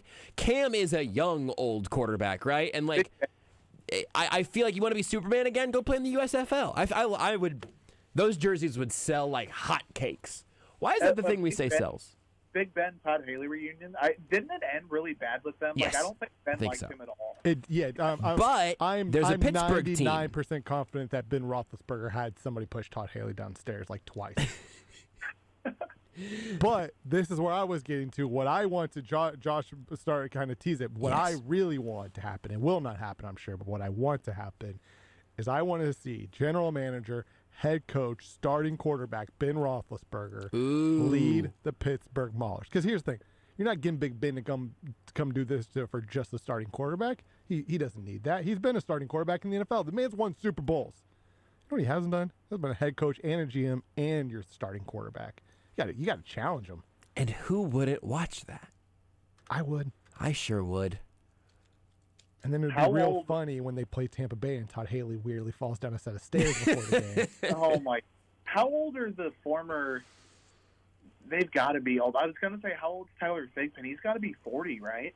Rudy loves to. Don't get Rudy started. Go ahead. I firmly stand by the belief that if Tyler Thigpen was in today's NFL, he would solidify his spot as the 15th best quarterback in the league. He's 37. Tyler Thigpen was meant for today's NFL. You guys want to feel old? I'm more of a Brody Croyle guy myself. He's 38, Jordan. I'm also all right with Brody Croyle. That's what I was about to say. Do you want to feel old? Brody Croyle is 38. No way. 38. He can still play in the USFL. Aaron Rodgers 38 or 37? I think, oh boy, I love this game. I love playing Byron Pringle is older than Josh Gordon or whatever the game is ultimately. Sammy Watkins. Sammy Watkins, that's it. Close. That's it. No, it's Byron Pringle and Sammy Watkins. Aaron Rodgers' age. I think he's 37, or he just turned 38. He turned 38 in December. Brody Croyle. Brody Croyle is older than Aaron Rodgers. How old's Big Ben? 39? He's got to be older than Aaron Rodgers by at least a year or two. I don't think he's 40, though. Do we think Philip Rivers might get involved with the USFL? Whoa! Maybe he does. I'm not saying he's going to play quarterback. Just put a team in his backyard. The man's coach in high school. Maybe he wants to go. He already has the roster for it. Maybe it's to step up. Yeah, he's got the team. Jordan makes a point here. Yes. At the very least, he's got a bunch of mascots. He's quarterbacking and GMing. He can sign his own kids. Yeah. Get him free tuition. He's got enough for a whole 11-man roster. He really does. Ben Roethlisberger's 39. Free tuition. Okay. Brett Favre? He's got to be. He's way 53. He's got to be 50, right? I think so. I think he's 50-something. He's and 52. he won't come out of retirement for that. He'd only come out of retirement for the Colts if Carson Wentz's COVID thing didn't work out or whatever. Is Tyrod Taylor going to end up in the USFL? I can see that. It feels close. I think he's too like good. that. I think he's gonna have a career he where he was is good, and then his lungs got punctured. Yeah, great. Bonkers. Johnny would be fun. Johnny Manziel was a good one, but I think he has like openly tweeted several times that he's kind of. I think he's trying to be a pro golfer now, actually. Which there is golf going on. PGA Tour season has started. I know this isn't a golf show, but we need to get Josh out on the course. And Rudy, I don't know if you golf. We need to get you out there too. I golf about once a decade. I'm still at my under on that. Last decade. I have golfed in the last year. That was at your 2021, unfortunately, your 20s of golfing has been. It was last June, July, August, somewhere last summer. How old will you guys be in 2030? I'll be 17. I'll be dead. You mean the year 2030 or in the 2030s? No, in the year 2030. Yeah, I'm not dead by then. I'd like to make it. Josh will be over 30, won't he? Yeah, dude, that's not that far away, man. I just turned 27 like a week ago. Oh, man, I turned 23 in a couple weeks, and I feel like it's almost All over. right, so that's Jordan Foote. I put it ahead and put him on hold. That's Jordan Foote of ArrowheadReport.com. It's really not important how young he is. It doesn't make me second-guess kind of where I'm at, generally speaking, in my sort of space on this mortal coil. You can follow him on Twitter at FootNoted, where eventually he'll dance on all of our graves. Take the show with you wherever you go. Listen live on the Sports Radio 810 mobile app and 810 WHB.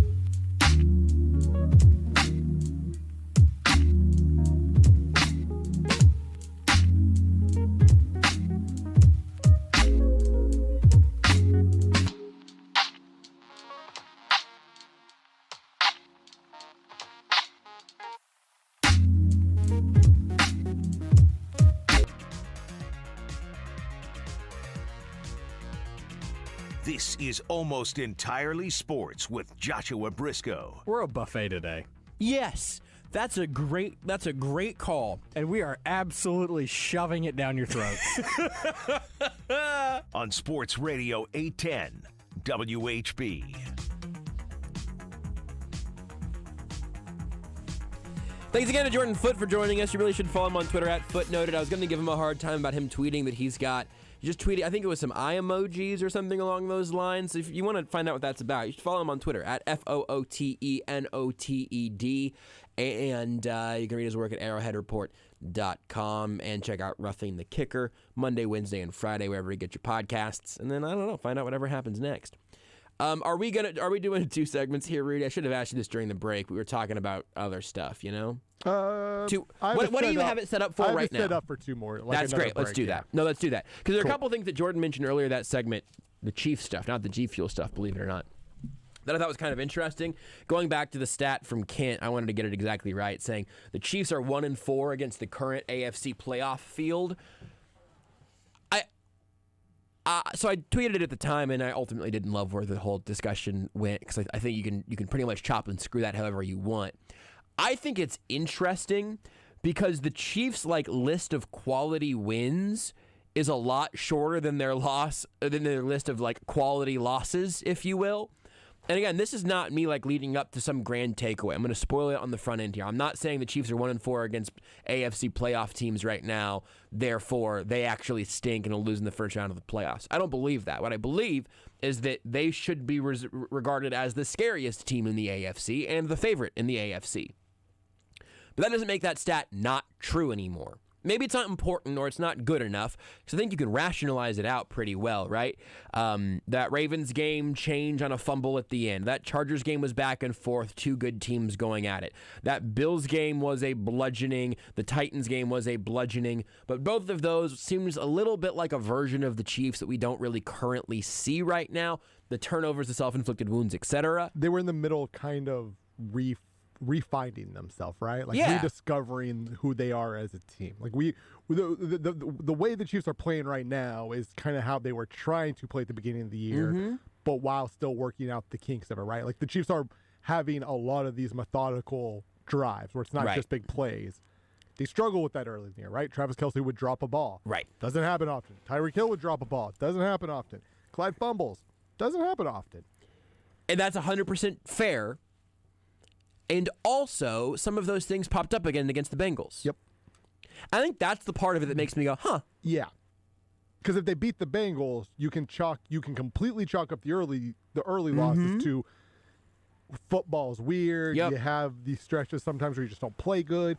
Drops, turnovers, picks. Players who don't normally drop the ball are dropping the ball. Yep. There's some bad luck involved. Yada yada yada. You can chalk that up. And the Bengals won, and then you lose the Bengals. Now, where the Bengals won, at least to me, feels different. I don't know about you. I did not feel like the Bengals necessarily were better than the Chiefs or played better than the Chiefs. It just felt like Jamar Chase was better than the Chiefs. Yeah. Right? There was some of that. Now, at the end of the day, it's a loss. At the end of the day, they failed to adjust to a great player. Mm-hmm. And that great player made plays. And generally, you know who you see in the playoffs? You see great players. Yeah. Great players are generally in the playoffs. You're going to and Jamar Chase is a little bit of not an anomaly. There are other receivers. Not a lot of receivers who are big and fast like him. Sure. Not a lot of those guys. But there are other great players in the playoffs.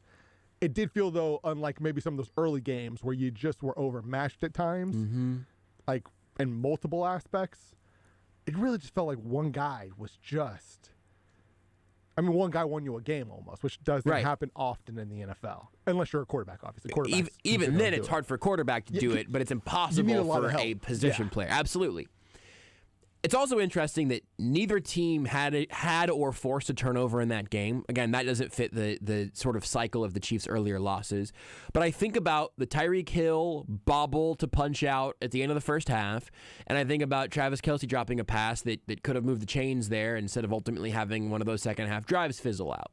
The Tyreek one really hurts because that game cool really play. Comes down to, Jamar Chase made plays for them. Mm-hmm. And your elite receiver, not just that time, had chances to make plays a couple of times throughout that game. Yep. and he failed to make plays. Yep. And a lot of times football can be a very complicated sport, and sometimes it can be as simple as this guy made plays, this guy didn't make plays, and that's how the game goes, right?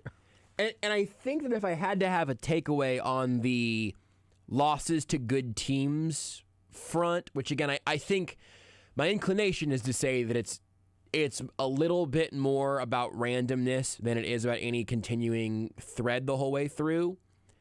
But if I had to have something sort of like a takeaway, it would be that we should not underestimate the fact that good teams can punish the Chiefs for even smaller mistakes that they made. This team is not as invincible as the last 2 years felt, right? Or even as the last 6 or 7 weeks have felt. Yeah. Because they were better in these games, but it's easier to make mistakes and still get away from the Giants, Jordan Love's Packers, the Raiders twice. The Cowboys is a quality victory. They've had a weird stretch also. The Cowboys are going to look at that stretch and go, that was whenever Amari Cooper was out with COVID and CeeDee Lamb got concussed at halftime. The Broncos, and then the Chargers, that's a quality win. You split with those teams. And then you beat the Steelers, who have had all of their issues. I don't think that this means something bigger than, that's kind of interesting. Other than perhaps to the phrase you used, Rudy, of like this team is not invincible or impenetrable. And I do wonder if there was a little bit of a thicker skin built up from fans over this winning streak where they had, I would say, like 2 wins over legitimately good teams in their forms there, being the Cowboys and the Chargers, and then wins against teams that go between pretty good to stinky. I think you have to account for that. I think it's something worth noticing, not worth pulling your hair out and losing sleep over. They don't quite have the margin of error that they've had, really, just like in 2019 and 2020, right? Right. They had their margin of error was much greater in those 2 years than it was this year, and it's still like the Chiefs can still make mistakes and win because they are, at the end of the day, it's Patrick Mahomes, right? Yep. The problem is, and it's what happened in the Cincinnati game. You made a lot of mistakes. And then unfortunately, those mistakes led to Patrick Mahomes sitting on the sideline for the last 6.5 minutes of the game. Yep. And that's the thing that you can't have. And when he was on the field, it wasn't productive because of other mistakes, either coaching or execution. You've got to make sure, regardless of what happens, right, that whatever your margin of error is, it ultimately results in him having a chance. I want to take you to the bizarro world, NFL. I'll bring you that whenever we come back. Want more Almost Entirely Sports? Watch the show live on the Sports Radio 810 Facebook.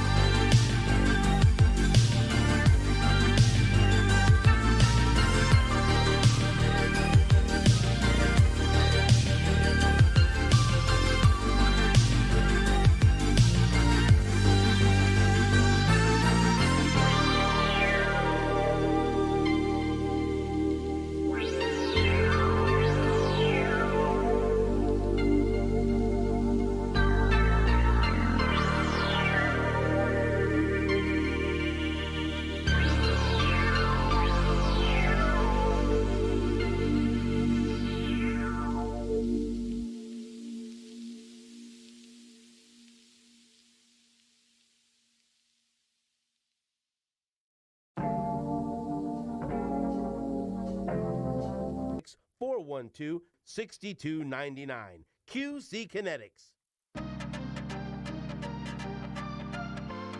This is Almost Entirely Sports with Joshua Brisco. I did not have in the show notes talk about how clean Rudy's butt was all pandemic, but here we are. On Sports Radio 810 WHB. That's an unpleasant one. Always had toilet paper.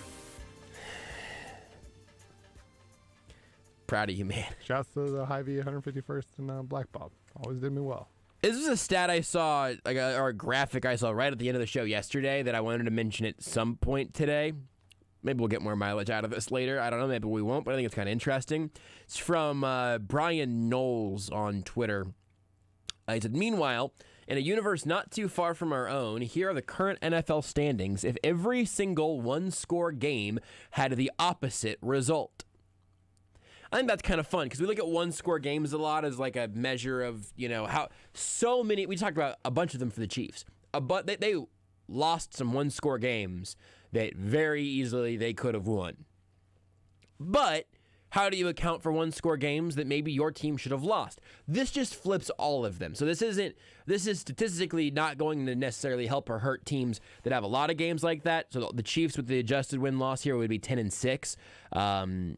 As opposed to being 11-5 right now. The Titans also 11-5 if you flipped all their one-score games, though, which I think is kind of interesting. Drop all the way to 8-8. The Titans are a 500 football team if they lose the one-score games that they won and if they win the one-score games that they lost, which is showing you that they have had good luck, I would argue, in one-score games. Again, this isn't terribly prescriptive, but I think it's kind of interesting. The Broncos would become 10-6. They've had poor luck in close games. There are two, though, that really leap out at me. It does really make sense with the Broncos. Good defense, mediocre quarterbacks. Yeah. Feels like you lose a lot of one-score games in that situation. I think you're right. A couple other ones, I guess, before I get to my real favorites. The Panthers and Packers would both be 9-7 in this flipped world, where the Niners would jump to 10-6. The Seahawks would be 9-7. The Texans would be 7-9. The Raiders would drop to 5-11. But there are two, one at the top and one at the bottom of one in one conference, one in the other, that are really interesting. One, the Philadelphia Eagles would jump to 11-5. Right now they're 9-7. It's just two more games, which isn't crazy. But I just don't think that they're getting a ton of respect. It seems like they're a fraudulent 9-7, when in reality they might be a sort of fraudulent 11-5 if they had good luck. They're playing much different the second half of this season than the first half. They have looked good. Jalen Hurts is looking good. If you watch an Eagles playoff game, it will not remind you necessarily of the team that you saw when the Chiefs played them back in week, I think, 3. But here's the other one that's funny to me. Because people were tweeting this during Chiefs-Steelers, talking about it afterwards, rightfully so. They went, holy bleep, how is this team 500? The way the Steelers are 500 is because of close games. Because if you flipped the result of every one-score game the Steelers were in, they would drop to 3-12-1, which would be the worst record in the AFC. If you just flipped the most random close games on their head. They beat the Bills in a one-score game early in the year. They beat the Seahawks in a one-score game. The Browns in a one-score game. They tied with the freaking Lions. The Ravens was a one-score win. The Titans was a one-score win. Their only multiple-score victories were against the Broncos and the Browns. Oh, but they would have gotten one back, though, because they lost a one-score game. Pretty good. He is very good. Just not good enough to also play quarterback. Again, none of that is like life-changing NFL stuff, but it's kind of a fun little exercise. And anytime I have a chance to tell you that the Steelers are actually not good, I'm going to do it. Tucker is next. You're listening to Almost Entirely Sports with Joshua.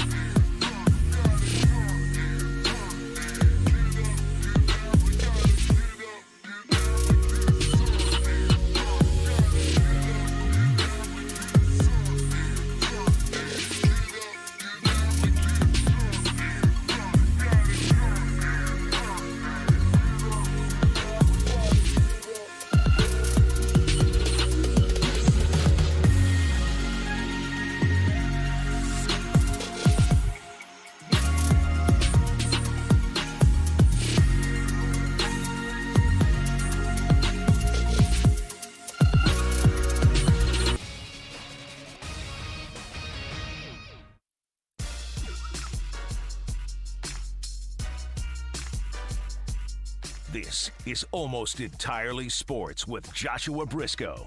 Number 4. Number 4? Pigeons. I mean, like, yeah, in the 1800s, the pigeons were a top 5 bird, for sure. So you got messages around. What? Why?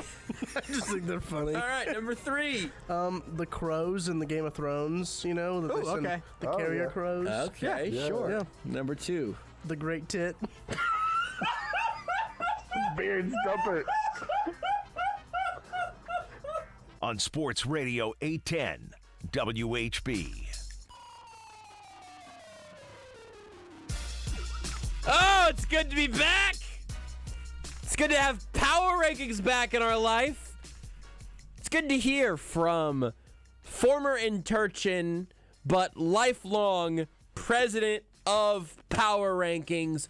Also, just a new type of little Chiefs boy over at Let It Fly Media and with the KC Sports Network.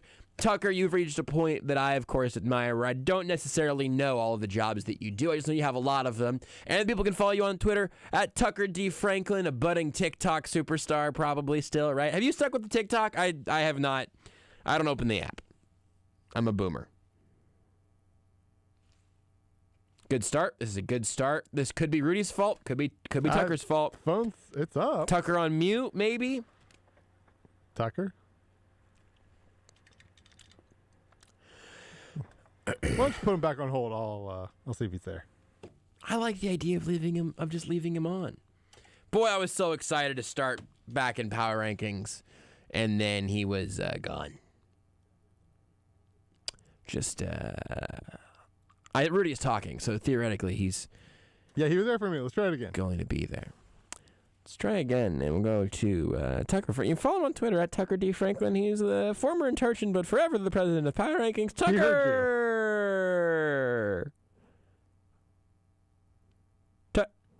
Tucker? Is there a button on the top of the pot, Rudy? What's Rudy is sort of look. Don't hit them on one because that's bad. Tucker, you just hang tight. I haven't touched anything since. Hang Jordan tight was on. and don't curse or anything, okay?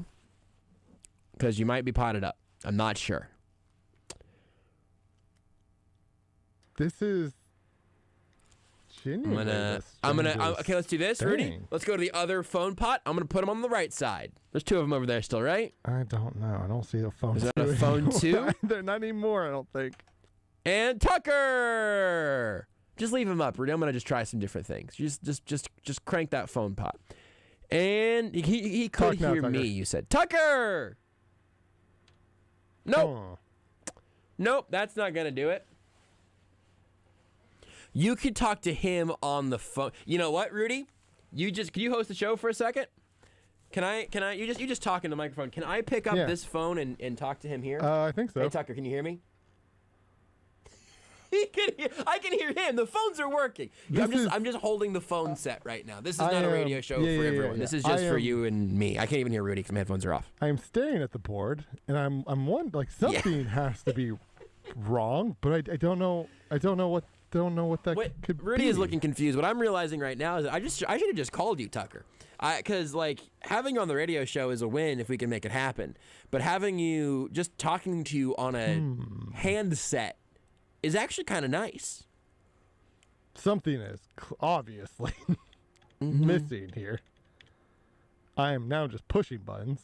I think that seems right. Yeah. We just had Jordan on the phone. Should I call him on a different line? Yeah, we're making Alexander Graham Bell proud. It was a good joke that only I heard from Tucker. Tucker, stay there. I'm going to put you back on hold and see. Tucker, no, I'm going to put you on hold. You can leave your name and number with Rudy. We'll get you that T-shirt sent out right away. Stat, Rudy, what's the update? Okay, yep. Marco just. I think we're good now. I think we had a static electricity change of buttons. That's what I was thinking. Marco literally sent me a text, which made me think about. Tucker, you can talk now, Tucker. Oh wait, no, you can't. You're still on hold. And Tucker Franklin, you can follow him on Twitter, and that's all the time we have. Thank you, Tucker, for being here. Yep, that's what did it. We got him! Static electricity, gotta love it. Yeah, so the for lights people at the who top know, of the pot. We have an AB And I just assumed it was there because usually it doesn't change just one thing; it changes it's the AB. The whole thing changes, right? AB causing problems again this week. So static electricity.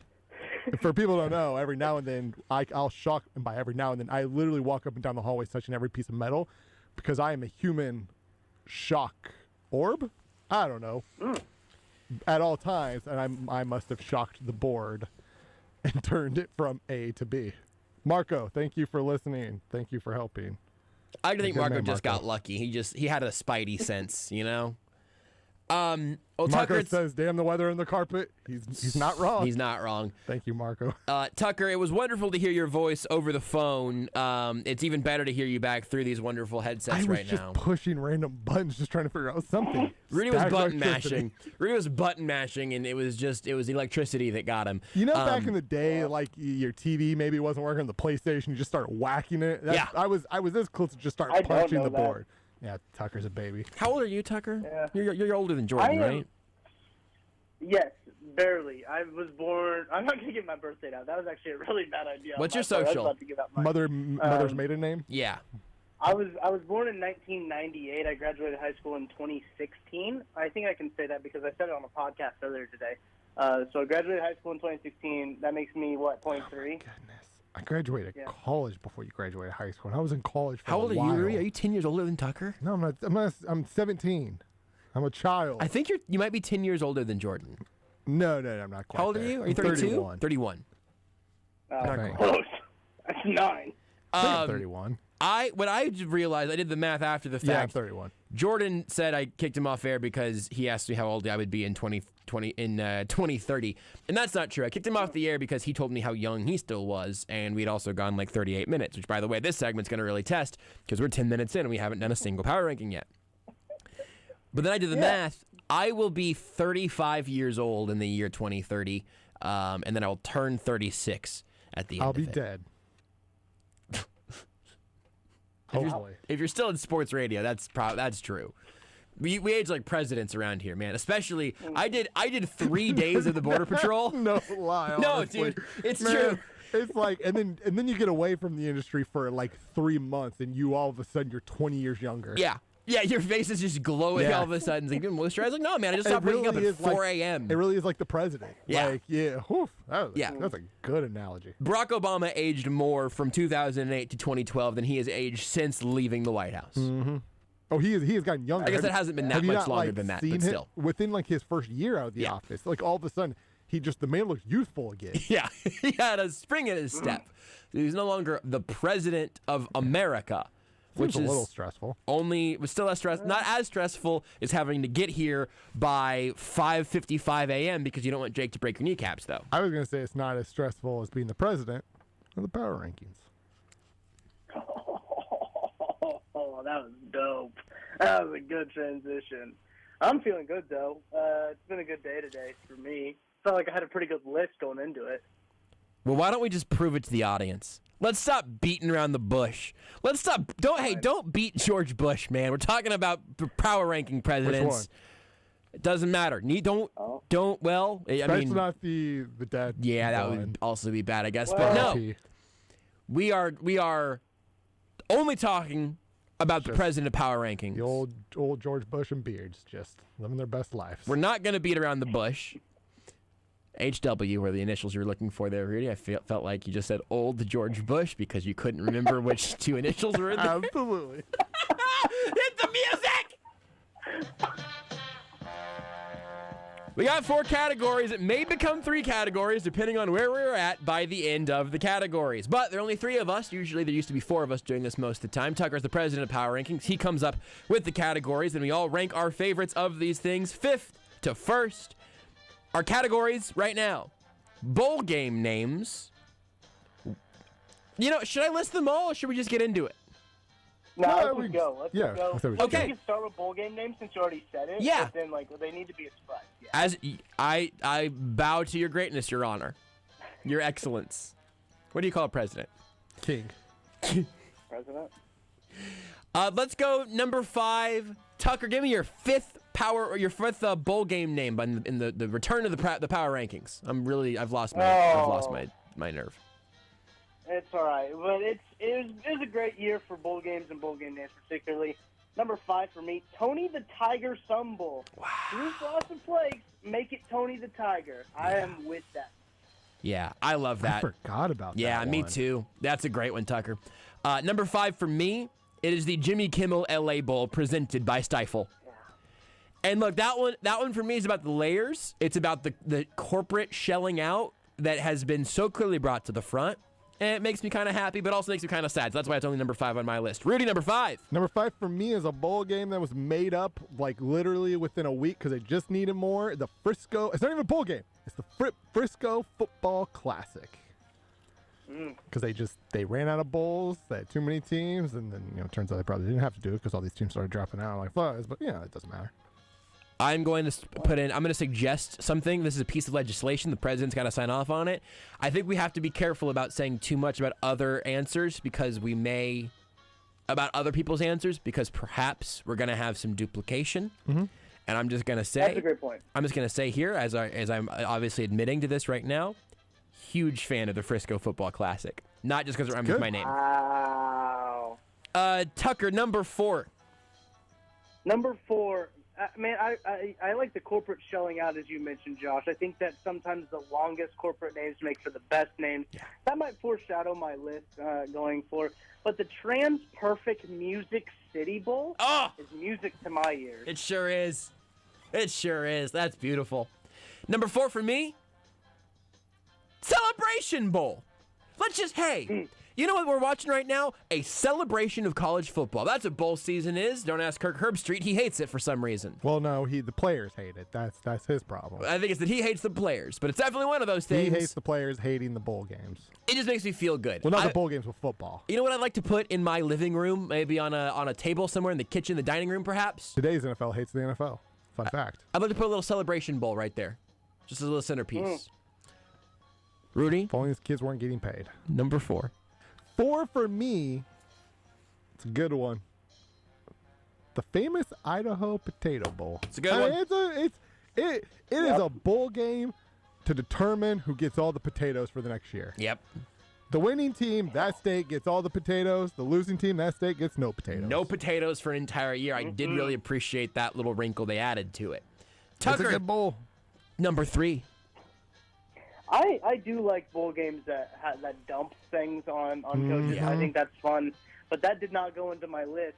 I have the PUBG Mobile New Mexico Bowl because what's better for a bowl game than a mobile game sponsoring it? Yeah. Wow, I did not know that one existed. A mobile bowl game. I didn't lean into the sponsors enough. I think that is awesome. I didn't know that PUBG Mobile had a bowl. I did lean into sponsors, but a lot of the bowls that I picked, they're already named after the sponsor. It's not like a sponsor then the bowl. It's just the sponsor is the bowl. It's got to be the PUBG Bowl next year. Yeah. They got to really streamline that. That's awesome. Number 3 for me, it's simple, it's sweet, but it has a light touch that doesn't show up very often in sports branding. Just the Rose Bowl. I'm just keeping it simple on that one because imagine anywhere else in sports getting something that soft and kind and delicate that is also a part of college football history. I just like the Rose Bowl. Rudy, number 3. Number 3 for me, and this is actually, I kind of go against what I just said, but I have the Union Home Mortgage Gasparilla Bowl. Because I love the Gasparilla Bowl. Love the Gasparilla Bowl. What's a Gasparilla? I don't know, but I like it. I almost Googled Gasparilla today and ultimately decided it'd be funnier if I didn't. Yeah, I don't want to know. You know what? Also, that is a Tampa Bay area game, or at least it was. It is a Tampa Bay. Because we were down there, and there was like a big party, but I think the game got canceled. I can't remember. That was last year. Like half of the bowl games got canceled. Tucker, number 3. Number 2. Well, my number 2 is the Union Home Mortgage Gasparilla Bowl. Talk about it. It is a cool name, and I enjoy saying it. My number 2. It's the FFC, baby. It's the Frisco Football Classic. I love that there is a bowl that does not have the word bowl in it. I did research that one, and if you search Frisco Football Classic Bowl, that'll autocomplete.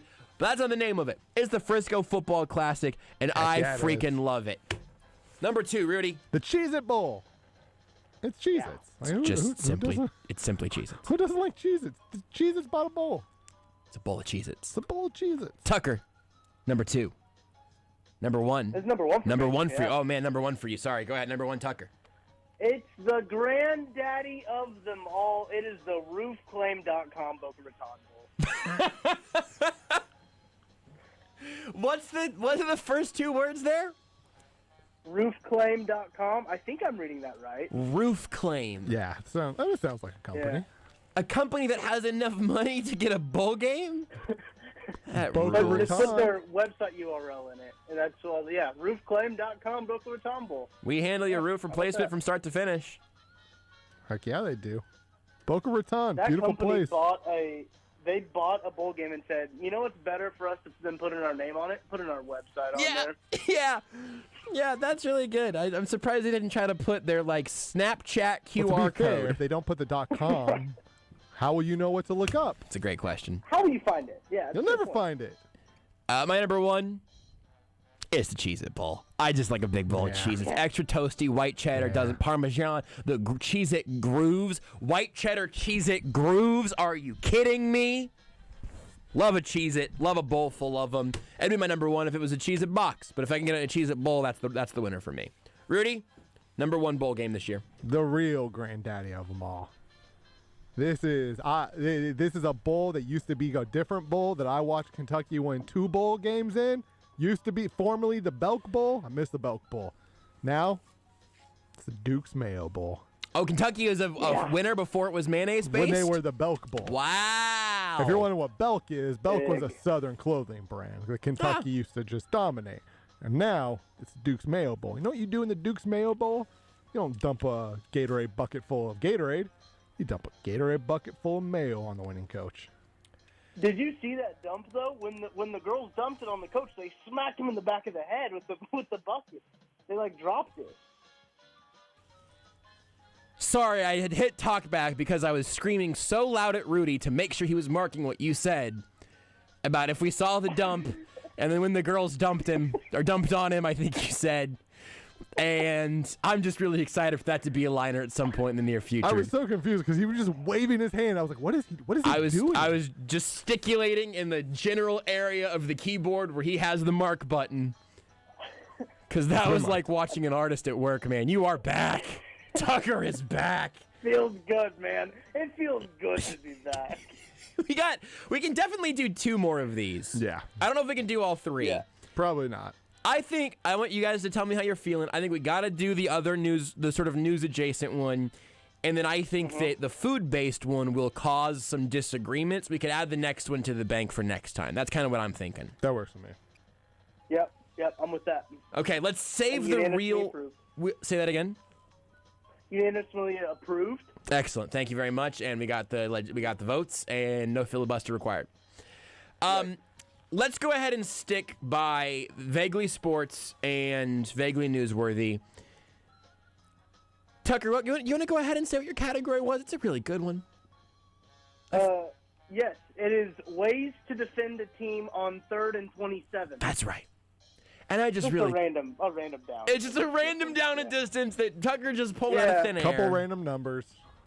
Mm-hmm. Rudy, why don't you lead us off here? Number 5. What's your number 5 best way to defend on 3rd and 27? My number 5 is honestly, it's not funny. It's just a very serious sportsy thing. Sure. Just a safety over the top. Good. Tucker, what's your number 5? Number 5, worst case scenario, just don't do anything. For me, Maybe don't make a mistake. Yeah, I think that's good. Just sort of stand there. Yeah. Yeah. Number 5 for me, man up. Top 5. We're going top 5. I got a lot of different strategies here. My number 5 strategy, man up. This is not your best strategy. It's number just, 5. It's just number 5. Right. Better than 6, worse than 4. Yeah. Man up. Yeah, absolutely. Rudy, number 4. Please, a safety over the top. Okay, good. I mean, that's sort of redundant, but you would like some safety help. It's a different thing. That's true, absolutely. A safety over the top for 5, and then please, a safety over the top. I'd like that. Yeah, go ahead. So Tucker, now what was your number 4 suggestion here? My number 4 is just run pump block. Oh, interesting. Oh, do you have a return man back there just in case, or you also bringing McCole Hardman off the edge or something? No, I think you got to put him over the top, right? You got to put the return man over the top. Rudy would appreciate that. Yeah. So for me, number 5 was man up, as we covered. Number 4 for me is I said man up! And that, is more about, it's less about the scheme and it's more about inside of you, right? Like, you're going to have to man up on this one. What was that, Tucker? Philosophical. Philosophical. Yeah, that's right. Rudy, what's your number 3 best way to defend on 3rd and 27? Yeah, number 3 for me is, dear God, please put a safety over the top. Sure. Okay. I'm excited to hear what number 2 and number 1 are, because I don't know that I've loved your 5-3-3 so far, just sort of schematically, Rudy, Tucker, what about you? So stick with me here. You put all 11 guys where the first down marker is and make like a fence. Like a soccer wall. Exactly. Yeah. Exactly. I didn't want to say wall, but I'm going to use fence. Well, Tucker is consistent. He just wants you to build a wall. Like, he said that so many times. He's a president who stands for walls. I stand for fences, and that's it. He'd like to see, you'd like to see some defense is what you're looking for. That's what you can call it. Yeah. A defense. Yeah. Number 3 for me, 3rd and 27. He wants you to be able to look through, but not get across. Yeah, obviously. exactly. He's not a monster. He wants you to see the great things, but not have access to it. My number 3 is to bracket the other team's best receiver. I know that's kind of funny and wacky and just me making a funny joke, but I think maybe if you bracketed the other team's best receiver, that might help. Rudy, what's your next number and answer here? Number 2 for me is, dear God, put a freaking safety over the top. What was number 3? Dear God, please put a safety over the top. And so 2, please you're put not a safety asking over anymore. the top. 1 was put a safety over the top. No, you mean 5 was put a safety over the top. We don't know number 1 yet for you. It could be anything. Could be anything. Tucker, what's your number 2? I would so number 2. I would identify who the best player is on the field and put 2 guys over him. Yeah, interesting. Yeah. I don't think it would work. You could double Joe Mixon. Yeah, well, I don't know why you picked the Bengals since it's random about the down and distance. He's just a running back I respect. Who I went up against him in my fantasy football championship. That's so important. So it's just he's on my head. Number 2 for me. And my head. Is to let Chris Jones and his pass rushing friends do their job and drop 7. And I went specific there. There was a Cardinals Chris Jones at one point. You could blitz him. I think he was a defensive back. That's just what I like. But that's just me. Rudy, what's your number 1 way to defend on 3rd and 27? So number 1 for me is actually, this may be a surprise. It is engage hate, solo man coverage on the outside. Yeah, you had 4 good ones, but 1 great one there, Rudy. Yeah. I think that's what's important. I mean, that's like, you don't want to give the quarterback any time to think. No. You want him just to have to react instantly. Yeah. And you just let your corners go one-on-one because, like, what? I mean, let's be honest. 3rd and 27. What? 27 yards. What could happen? You give up 26 yards. Maybe they give up like a 12-yard catch. Yeah, they're not going to go 4 on 4th and 15. Such a good point, Rudy. Yeah. Now, Tucker, what's your number 1 way to defend on 3rd and 27? I would look up and see how maybe hypothetically how Steve Spagnuolo would possibly do it, and then I would do the opposite of what he did. That's what I would do. I mean, he's been a coach for a long time. Do you think? I mean, 'cause just by the numbers, like being kind of wacky, do you think he's ever faced a 3rd and 27? Because that seems unlikely. I don't know. 3rd and 20, maybe some penalties or something totally. Once or twice, but 3rd and 27 is 3rd and 20, maybe even 3rd and 30, just because again penalties can move you back and everything. But 3rd and 27 is kind of a random, weird number. A lot of 3rd and 7s, a lot of 3rd and 2s. Yeah, a lot of 3rds and 27. Probably 0 of them. My number 1 way to defend on 3rd and 27: don't. Yeah. Just don't. What are they gonna do? Trick them.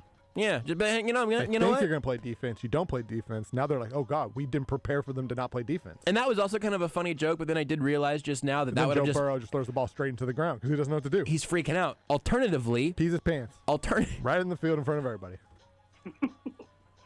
Alternatively, though, well, here's the thing. You know what else would happen? You would let them score.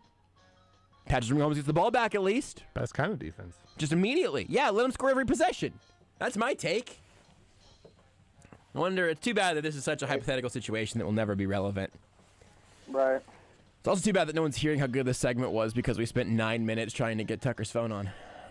Wasn't your fault, Mr. President. I'm sorry. I don't know if we're on air. Could be worse, you know? To be fair, I never really know if we're on air. That's the thing. I'm just guessing. Look, man, do you know that we're not in a simulation right now? We're definitely in a simulation. I think that's been proven. There's got to be some DLC or something, right? Hey, you know what? I don't need it. Hoping for a short game.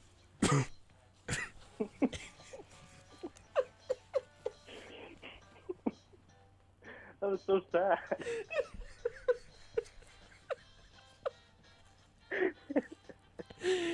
Rudy is rooting against a respawn. He would rather not. He'd rather not, actually. That code for infinite lives?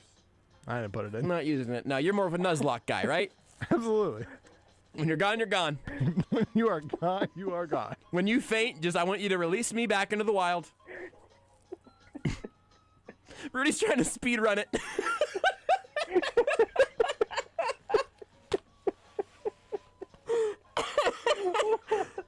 I was shooting for under 30, but I didn't get there.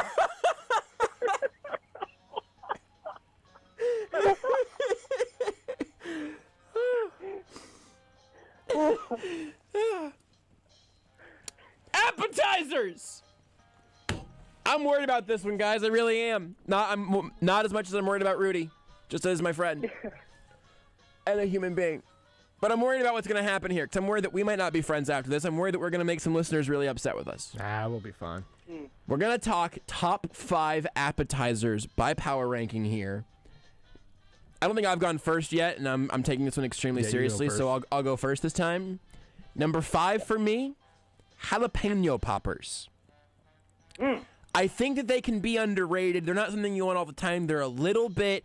they're a little controversial, frankly. You got somebody at the table who doesn't want... And by the way, I don't know how you guys played this. I'm playing this as things to order. We planned this more than we planned the first hour of today's show. That's true. We're talking about... No, it's true. We talked about the USFL for an hour by accident. We're talking about appetizers as a thing you order and eat before the main meal. We're not talking about the best thing on the appetizer menu to get for your meal, or it's something that you get before that I think you have to share with at least one other person. That's what I'm thinking, at least. I think we're on close to the same page on that. Jalapeno poppers are controversial. You might not have a spicy friend. That's good, though. I think it's a good pick. But I really do like a jalapeno popper. So that's number 5 for me. Rudy, I'll let you go. You go second here. We'll have Tucker close this out. Number 5. For me, I went with, and you can kind of interchange the meat, but kind of a lot of times you can get like a little 3 little like fish taco wonton type thing, right? You maybe like 3 or 4, like right. You and another person each get 1 or 2. Just they're not like a big giant taco, little thing, right? Just little street tacos kind of thing. Everybody eats one. Yeah, just a nice little like it is a meal. Food that you're getting, but in an appetizer portion. Somebody says, "Oh, I wish I would have just gotten 3 more of these. We already ordered. Oh, I'm so random." Yeah, I love that. It's good. It's a solid. It's very good. Yeah, that's a good call. Tucker, number 5. Before I get to my number 5, Josh, I'm curious too. On your jalapeno poppers, do you like them with like the jalapeno stuff with like the cream cheese, or like the cream cheese and jalapeno all in together like a little bite? Ooh, so I was envisioning, and I think I just had these frozen out of the freezer section, but I'm envisioning a halved pickled jalapeno with some cream cheese on top of it. The whole thing is breaded and deep fried. Yep. Okay. That's my vision. Right yeah. Yep. I think so that way, or the when it's kind of like grilled with kind of like the cream cheese in with a little bacon around. Either way, they're all jalapeno poppers. That also sounds delicious. They're all very good. I'm just glad I gave Tucker the right answer because he does have the power to have me beheaded. It's true. Hey, absolute power corrupts absolutely. So with absolute power comes absolute responsibility to abuse said absolute power. That's right. That's what they said in So Spider-Man, my right? number 5. The new one, yeah. The multiverse. I haven't seen that yet. That's fine. They say something about corrupting absolute power. I don't know. What's number 5, Mr. President?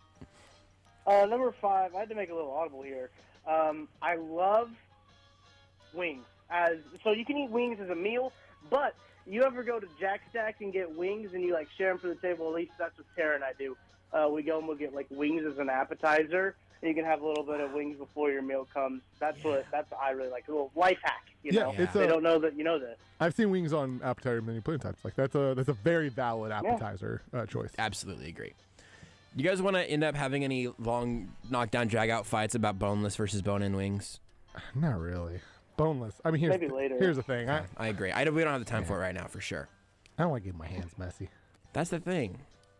They're all Can we say they're all delicious? Is it all good, Tucker? They're all great. Okay. They're all great. Fried chicken in any form is pretty good. Too great. Yeah. The worst fried chicken I've ever had is still probably like a top 50 thing I've ever eaten. Yeah. It's just fried chicken is good. Number 4 for me, mozzarella sticks.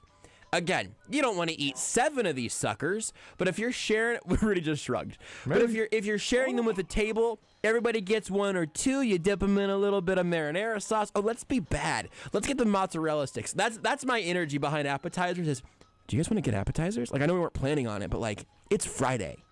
Mozzarella sticks number 4 for me. Rudy. Number 4 for me. I went with a nice spinach artichoke dip. Wow. It's a nice little. I mean, I like chips and dip. It's a good, solid dip for your chips. Yeah, 100% with you on that. Love that. And very rarely does somebody not like spinach artichoke dip, right? Usually it's pretty universal. You know what? I'm going to have to adjust some things in my rankings. I'm going back to the board on game day. In-game adjustments. Tucker, what's your number 4? All the best coaches make adjustments. Number 4, for me, it's got to be pot stickers. I love a good pot sticker. It's one of those things that like you can share from the table, and you might not get like 6 of them. Another thing that Tara and I, when we go out, we share pot stickers. Shout out Kona Grill has some really good pot stickers. Ooh. Some of my favorites. So, pot stickers definitely coming in. A little lower than I thought, but yeah. Can you describe those for people who don't know what they are? I had some frozen pot stickers not long ago. They were actually pretty delicious. Yeah. I think they're like dumplings, but they just like stuck them in the pan a little too long, and they like stuck to the pot. Like no joke. Like I think that's actually how the name came about. They're like dumplings that makes sense. Too long. Pot stickers they have to be able to stick to the pot. Yeah. Right. Yeah, they're delicious. That makes sense actually. It's kind of almost like it's like a little meatball base. I mean, it's like a meat inside of like a wonton wrapper sort of like dumpling. Almost like, just like a little meat sandwich type of thing. Guys, I'm pretty hungry. I don't know about you. Number 3 for me on my appetizer list, it's buffalo wings. I was thinking bone in because I think that's the share. Everybody gets a couple, their fingers get a little sticky or whatever. If you want to do boneless, they're also delicious. I'm not prepared to fight about that either. Yeah. I think we're on the same page there. But it's a good sharer, and I'll tell you this also. I don't necessarily always want a dozen wings, but I always want 3. Always. At any point. Breakfast, lunch, dinner, laying in bed, brushing my teeth. I don't care. I always want 3. And this is the way to get them. Rudy? Number 3. Number 3 for me, I went with mozzarella sticks. I like mozzarella sticks a lot. They're they're nothing fancy, but it's a good.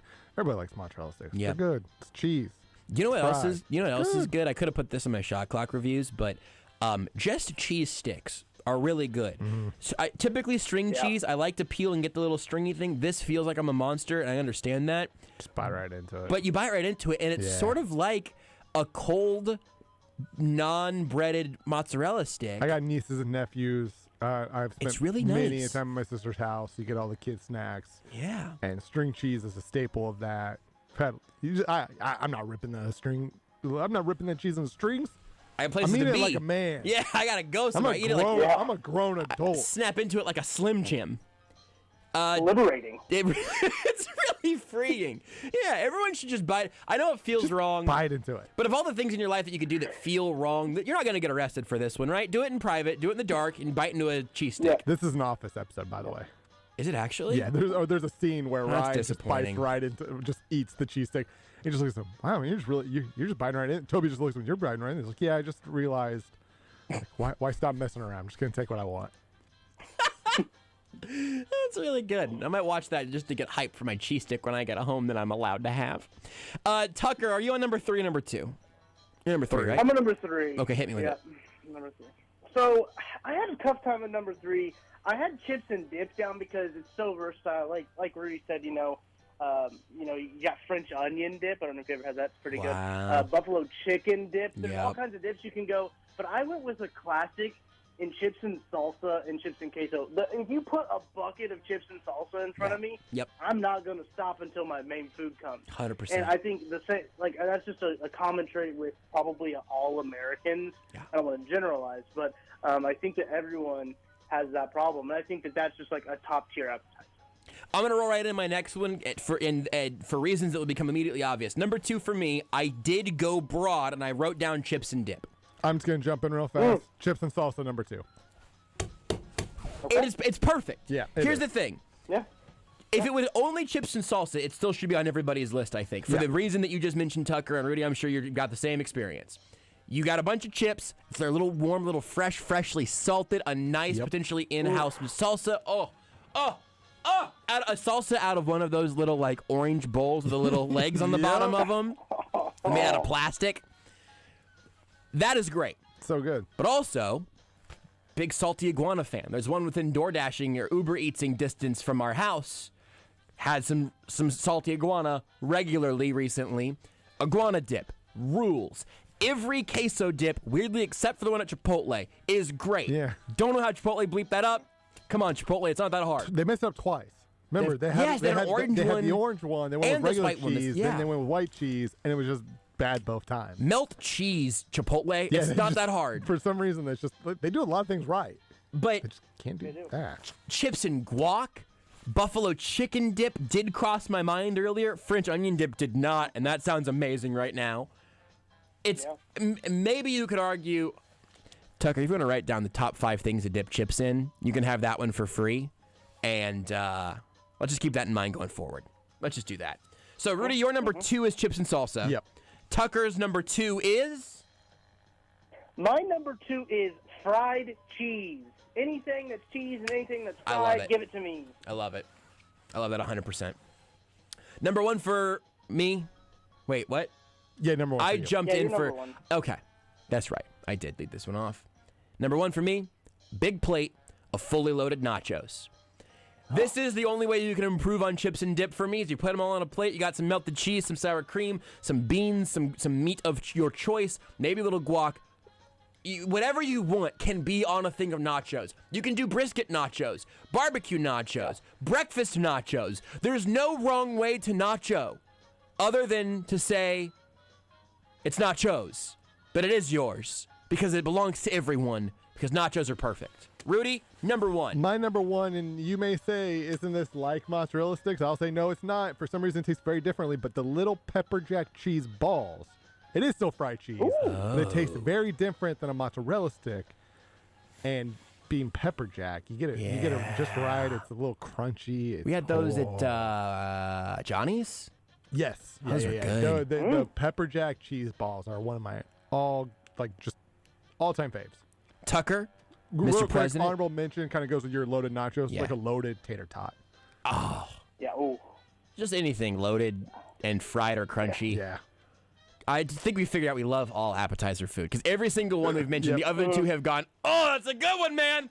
That's a good one right there. There's not a lot of bad appetizers. No, there's really not. Tucker, what is your number 1 appetizer? So, Josh, mine is kind of in the same avenue as yours. It's kind of a different spin as it. But with nachos, you can't take all the fully loaded nachos if you're sharing with somebody. The restaurants sometimes have rules about that. You can't take all the fully loaded nachos. If somebody gets that reference, I hope they tweet me at Tucker D. Franklin. But Irish nachos, they're basically like potato wedges, but loaded up with basically like loaded tots, but it's like with potato wedges. And they call them Irish nachos at Nick and Jake's in Parkville. And there's several Nick and Jake's around the area. But that is my favorite appetizer to get. I got to go right now. There's a Nick and Jake's 135th and Metcalf. What time does it close? It says 10. It says it closes at 10 on what I'm looking at right here right now. Actually, it looks like kitchen closes at 10. Tucker, thanks, man. I got to go. Rudy, you got these last 15 minutes. I'm going to go get myself some Irish nachos. That work for everybody? Hey, Tucker, tell people where you work and all the places they can find you on. We got to go. Yeah, you can find me at Tucker D. Franklin on Twitter. Follow KC Sports Network at KC Sports Network, and subscribe to the KCSN Substack, kcsn.substack.com. Real quick, who's the biggest diva of the KC Lab podcast to work with in real life? It's obviously Kent Swanson. That makes sense. Thank you, Tucker. Whoop, and we just, you know what? You heard, Tucker? Tucker got faded out. Sorry, Tucker. I faded you out a little too soon. That's all right. Say your goodbyes, Do you Tucker. have a funny last line? Wish I was Kent. I don't know. That sucks. Just go to break. Just go to break. Did you know you can listen to Almost Entirely Sports anywhere, anytime? Well, you can.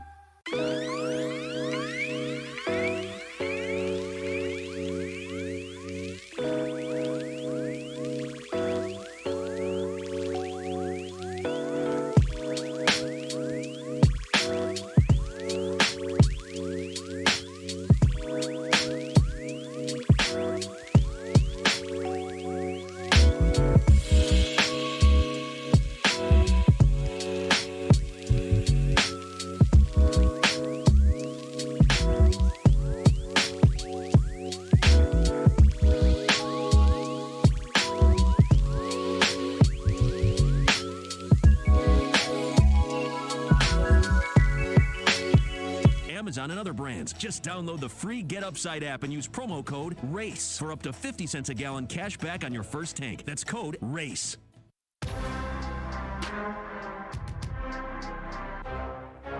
This is Almost Entirely Sports with Joshua Brisco. I meant to warn you at the front end. that this show is. We're gonna talk about some NFL stuff and some Chiefs stuff, but you're gonna have to. This show is going to be unapologetically this show today on Sports Radio 810 WHB. Our friend Ari Timken made a good point on Twitter here. Although responding to his tweet is really a challenge because this Chromebook has been an absolute soldier, man. It has gone through things. Only one of the speakers works, I realized recently. It's been splitting on the side. It's been wonderful. It's probably about time. I spent a decent amount of my day today. So like I got like a little bit of my desk situation like rearranged. I've got this like 21-inch, 24-inch like LG monitor that's like I just forgot how crystal like it's a good monitor. And so now I'm like, you know what? I'm gonna buy a little like laptop stand that I can just put my Alienware in. Like it's a vertical laptop stand and then plug HDMI cord into the TV. And I was on Amazon just looking at like, hey, I want to get like a new like a mechanical keyboard and then like you want to totally separate it from your laptop. Basically, where the laptop is basically like the modem, right? Like it's the tower. And then everything goes into an external monitor, and I have like a mouse and a keyboard. And interesting. Yeah. I have my setup at home is I have my laptop that is on a little stand, but I'm still doing my typing and everything on that. But then I've got my screen up left, and then and like you can get like a normal stand where you have your laptop like open, you're typing on. Yeah. This is more like you've seen the PlayStation 5, right? It's a vertical stand, so like it's basically like a stand that you then. It's closed, right? So you have it on. You just set it in the stand. Then you have, it can free up some space as well. Sure. And then you just have like HDMI cord, That's kind of interesting. Display, and then you're basically turning a laptop into a desktop, but if you're not taking it with you, and it gives you a bigger screen, and then again, like you can literally just pick it up. Like it's very easy to remove. But also, and then like I like having like my Alienware though too it's a bulky thing, so I don't really ever take it anywhere. That's kind of what the Chromebook's for. Right. And I also like a nice mechanical keyboard. And Drop is a company that makes some really, really nice ones. And Drop? Yeah. And they have some like the thing that Jamar Chase never did on Sunday. They have some very Sports expensive show. like $250 ones, right? They also have a lot of like, but they have like cheap like $80 ones. They also though will just sell keycaps, so like you can do a lot of customizing with it, right? So and then they have like artisan keycaps, so like they have and they have some like weird, like they have some very like they have Marvel ones. So if you wanted to make a Marvel, keyboard, they have Lord of the Rings ones. They just have some very artsy ones. So like you can make your escape key, like I'm sure they have like a duck, right? Like it's just literally like it looks like there's like a duck in it or whatever. They have a lot of like a lot of that kind of stuff. So check it out. You would definitely be into like their ability to customize. No, I know I would. I would say if you ever go like the home full computer desktop route, I would say that's where you should get your keyboard. And they're very good. It's a very good mechanic. And again, they obviously have expensive options if you have the money, but they have cheaper options. And then you can just buy a base set for like $80-$90. And then later down the road, if you want to buy like, you know what I mean? You can buy a different set of keycaps basically at any point. So this is maybe another sign of just me getting old. Long-term customization, which is always nice. Love that. The issue is my actual honest thought was, well, I hate that I know about that now because I think I'll like it too much. Yeah, you'll like it. And that's me. It's not, instead of me being excited about like a new hobby, I'm like, boy, that sounds expensive. Yeah, what I will say, I feel like, especially for us, we're kind of at the point where like, yes, there are things we like, there are hobbies that we can like that can get expensive. We're pretty good at though realizing like, hey, that's true. We know where our limit is at. Like I would like to get like the $200 keyboard. It's like it's pretty clever, right? They have the drop inner keyboard, a shift keyboard, and the command keyboard. Obviously, those are keys on a keyboard. Right. The enter is the cheap one. I'd love to get a command one. I don't know really what the difference is between the most expensive and the cheapest one is. I just know. I already know that I want the most expensive one. I hadn't even heard of it until 2 minutes ago. The website is loading, and I know I want the most expensive one. I'm going to start off with the $90 keyboard. Because it's going to be a good keyboard, and then from there, maybe one day we'll upgrade to the big boy. But for now, I just want to get a keyboard. A mouse, like a mouse, and not like when I say a mouse pad, I guess not, or a desk pad, I guess would be more the thing. Like the where full it's like honking, a bigger pad. Like so, like that's kind of the that's my next project, or however you want to. I went on Amazon. I picked everything out, and it's all like, it comes out to like maybe, it comes out to a good reasonable price where I'm like, I can afford that. I got the money for that. I can make that happen, and I'm pretty excited. This one looks kind of like an Animal Crossing sort of style one. Yeah, looks awesome.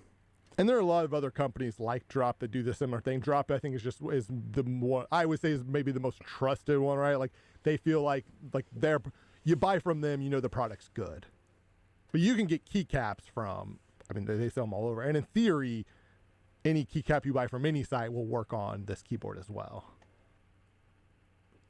I just can feel my PayPal account like yelling at me. Also, Ice Pyro said reddit.com/r/build-a-PC sales. That might be kind of nice. I had several people reach out that I haven't even gotten back to yet about our PC talk from yesterday. Maybe that'll keep me young. Maybe I'm building the PC and then I'll use it to play video games and like stream on Twitch with my neon lights around me. Maybe that'll help. But Aria's question was, when did you become the old guy? And I thought about it for a second, and here's my answers. I have a genuine answer. 9 years ago? What? 9 years ago? Probably. Yeah. Rudy walks around talking about how much his back hurts. For me, that was when I was 16. Here's what I have in like a 3-month span, but really, if you it branches out some. When did I become the old guy?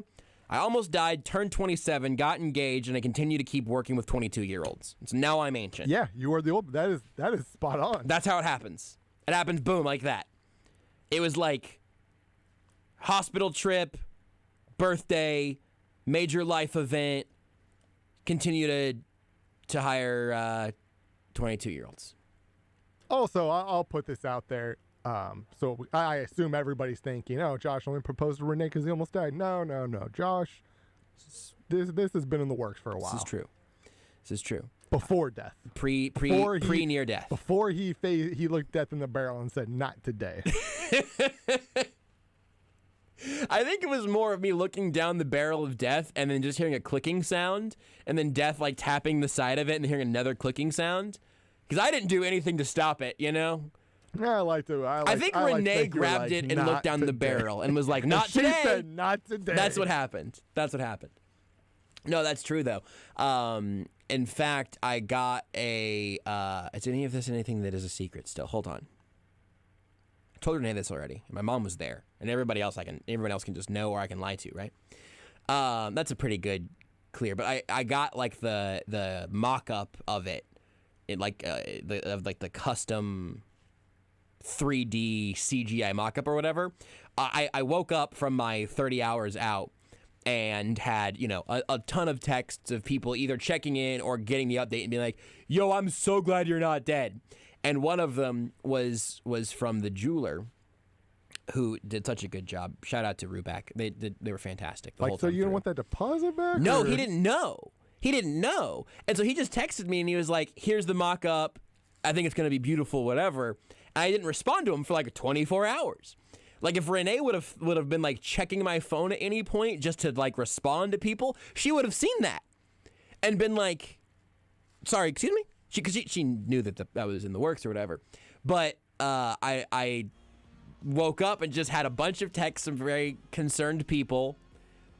And then one text of like, hey, you think this looks good, right? I think it looks great. I'm excited for you on this. Anything else going on? Like, hey, yeah, sorry I didn't respond. I don't really know what I was. I was unconscious. I couldn't remember anything. Diabetic coma. I was in a diabetic coma, actually. Not quite, but you're almost. Went and saw my endocrinologist today, by the way. Here's a 30-second story. I'm going to end up with some form of pump, probably. Got it pretty much narrowed down to 2. I mean, really the only thing that I'm going to say here within the confines of this show tonight is that it's one more step to me becoming a cyborg. Got a 3D mock-up of it? I don't have a 3D mock-up of it, nor can I put it into a mechanical keyboard. It's one of those expensive... Yeah, actually, Rudy, I think I'm done buying expensive technology for a little bit. All the stuff I do have is keeping me alive. Hey, tomorrow, the return of Mick Schaefer. How about that? Bye, Mom! You are listening to Almost Entirely Sports with Joshua Brisco on Sports Radio 810 WHB. It's getting colder here in the heartland, and that means the action in the woods is heating up. So before you head off on your next hunting trip, be sure to check in with your friends at Bushnell. They've got everything you need, from rifle scopes and binoculars to laser rangefinders and trail cameras, Bushnell has you covered. With 75 years of experience in all things outdoors, you'll find reliable gear that helps you increase your chances of success. Visit Bushnell.com for more details. That's Bushnell.com. Hi, I'm Jordan, president of Digital Lagoon, a web and design agency. This year, I'm proud to be celebrating 25 years in business. Here at Digital Lagoon, we can provide you with a strategic digital marketing strategy. With the implementation of social media, SEO, and online advertising, these programs are proven to improve your website traffic. Let us collaborate with you to structure a plan and cut through the digital noise. Check us out at lagoon.com. That's lagoon.com.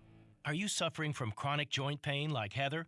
I have terrible arthritis and have had it for quite a while, and I've gone to all kinds of doctors trying to figure out what to do, and everybody just said surgery, and surgery was months of rehab, and I didn't want to do that. But then Heather discovered QC Kinetics, local medical professionals who specialize in natural biologic treatments, non-invasive solutions designed to repair and restore damaged tissue in your joints. And she absolutely loves the results. I like to tell anybody who's suffering that there are options that are not steroids, that are not surgery. You owe it to yourself to find out about QC Kinetics and find out what they can do for you. No surgery, no drugs, no downtime. Discover QC Kinetics and learn more about natural biologic treatments with lasting results. Call QC Kinetics, 816-412-6299. That's 816-412-6299. Don't wait.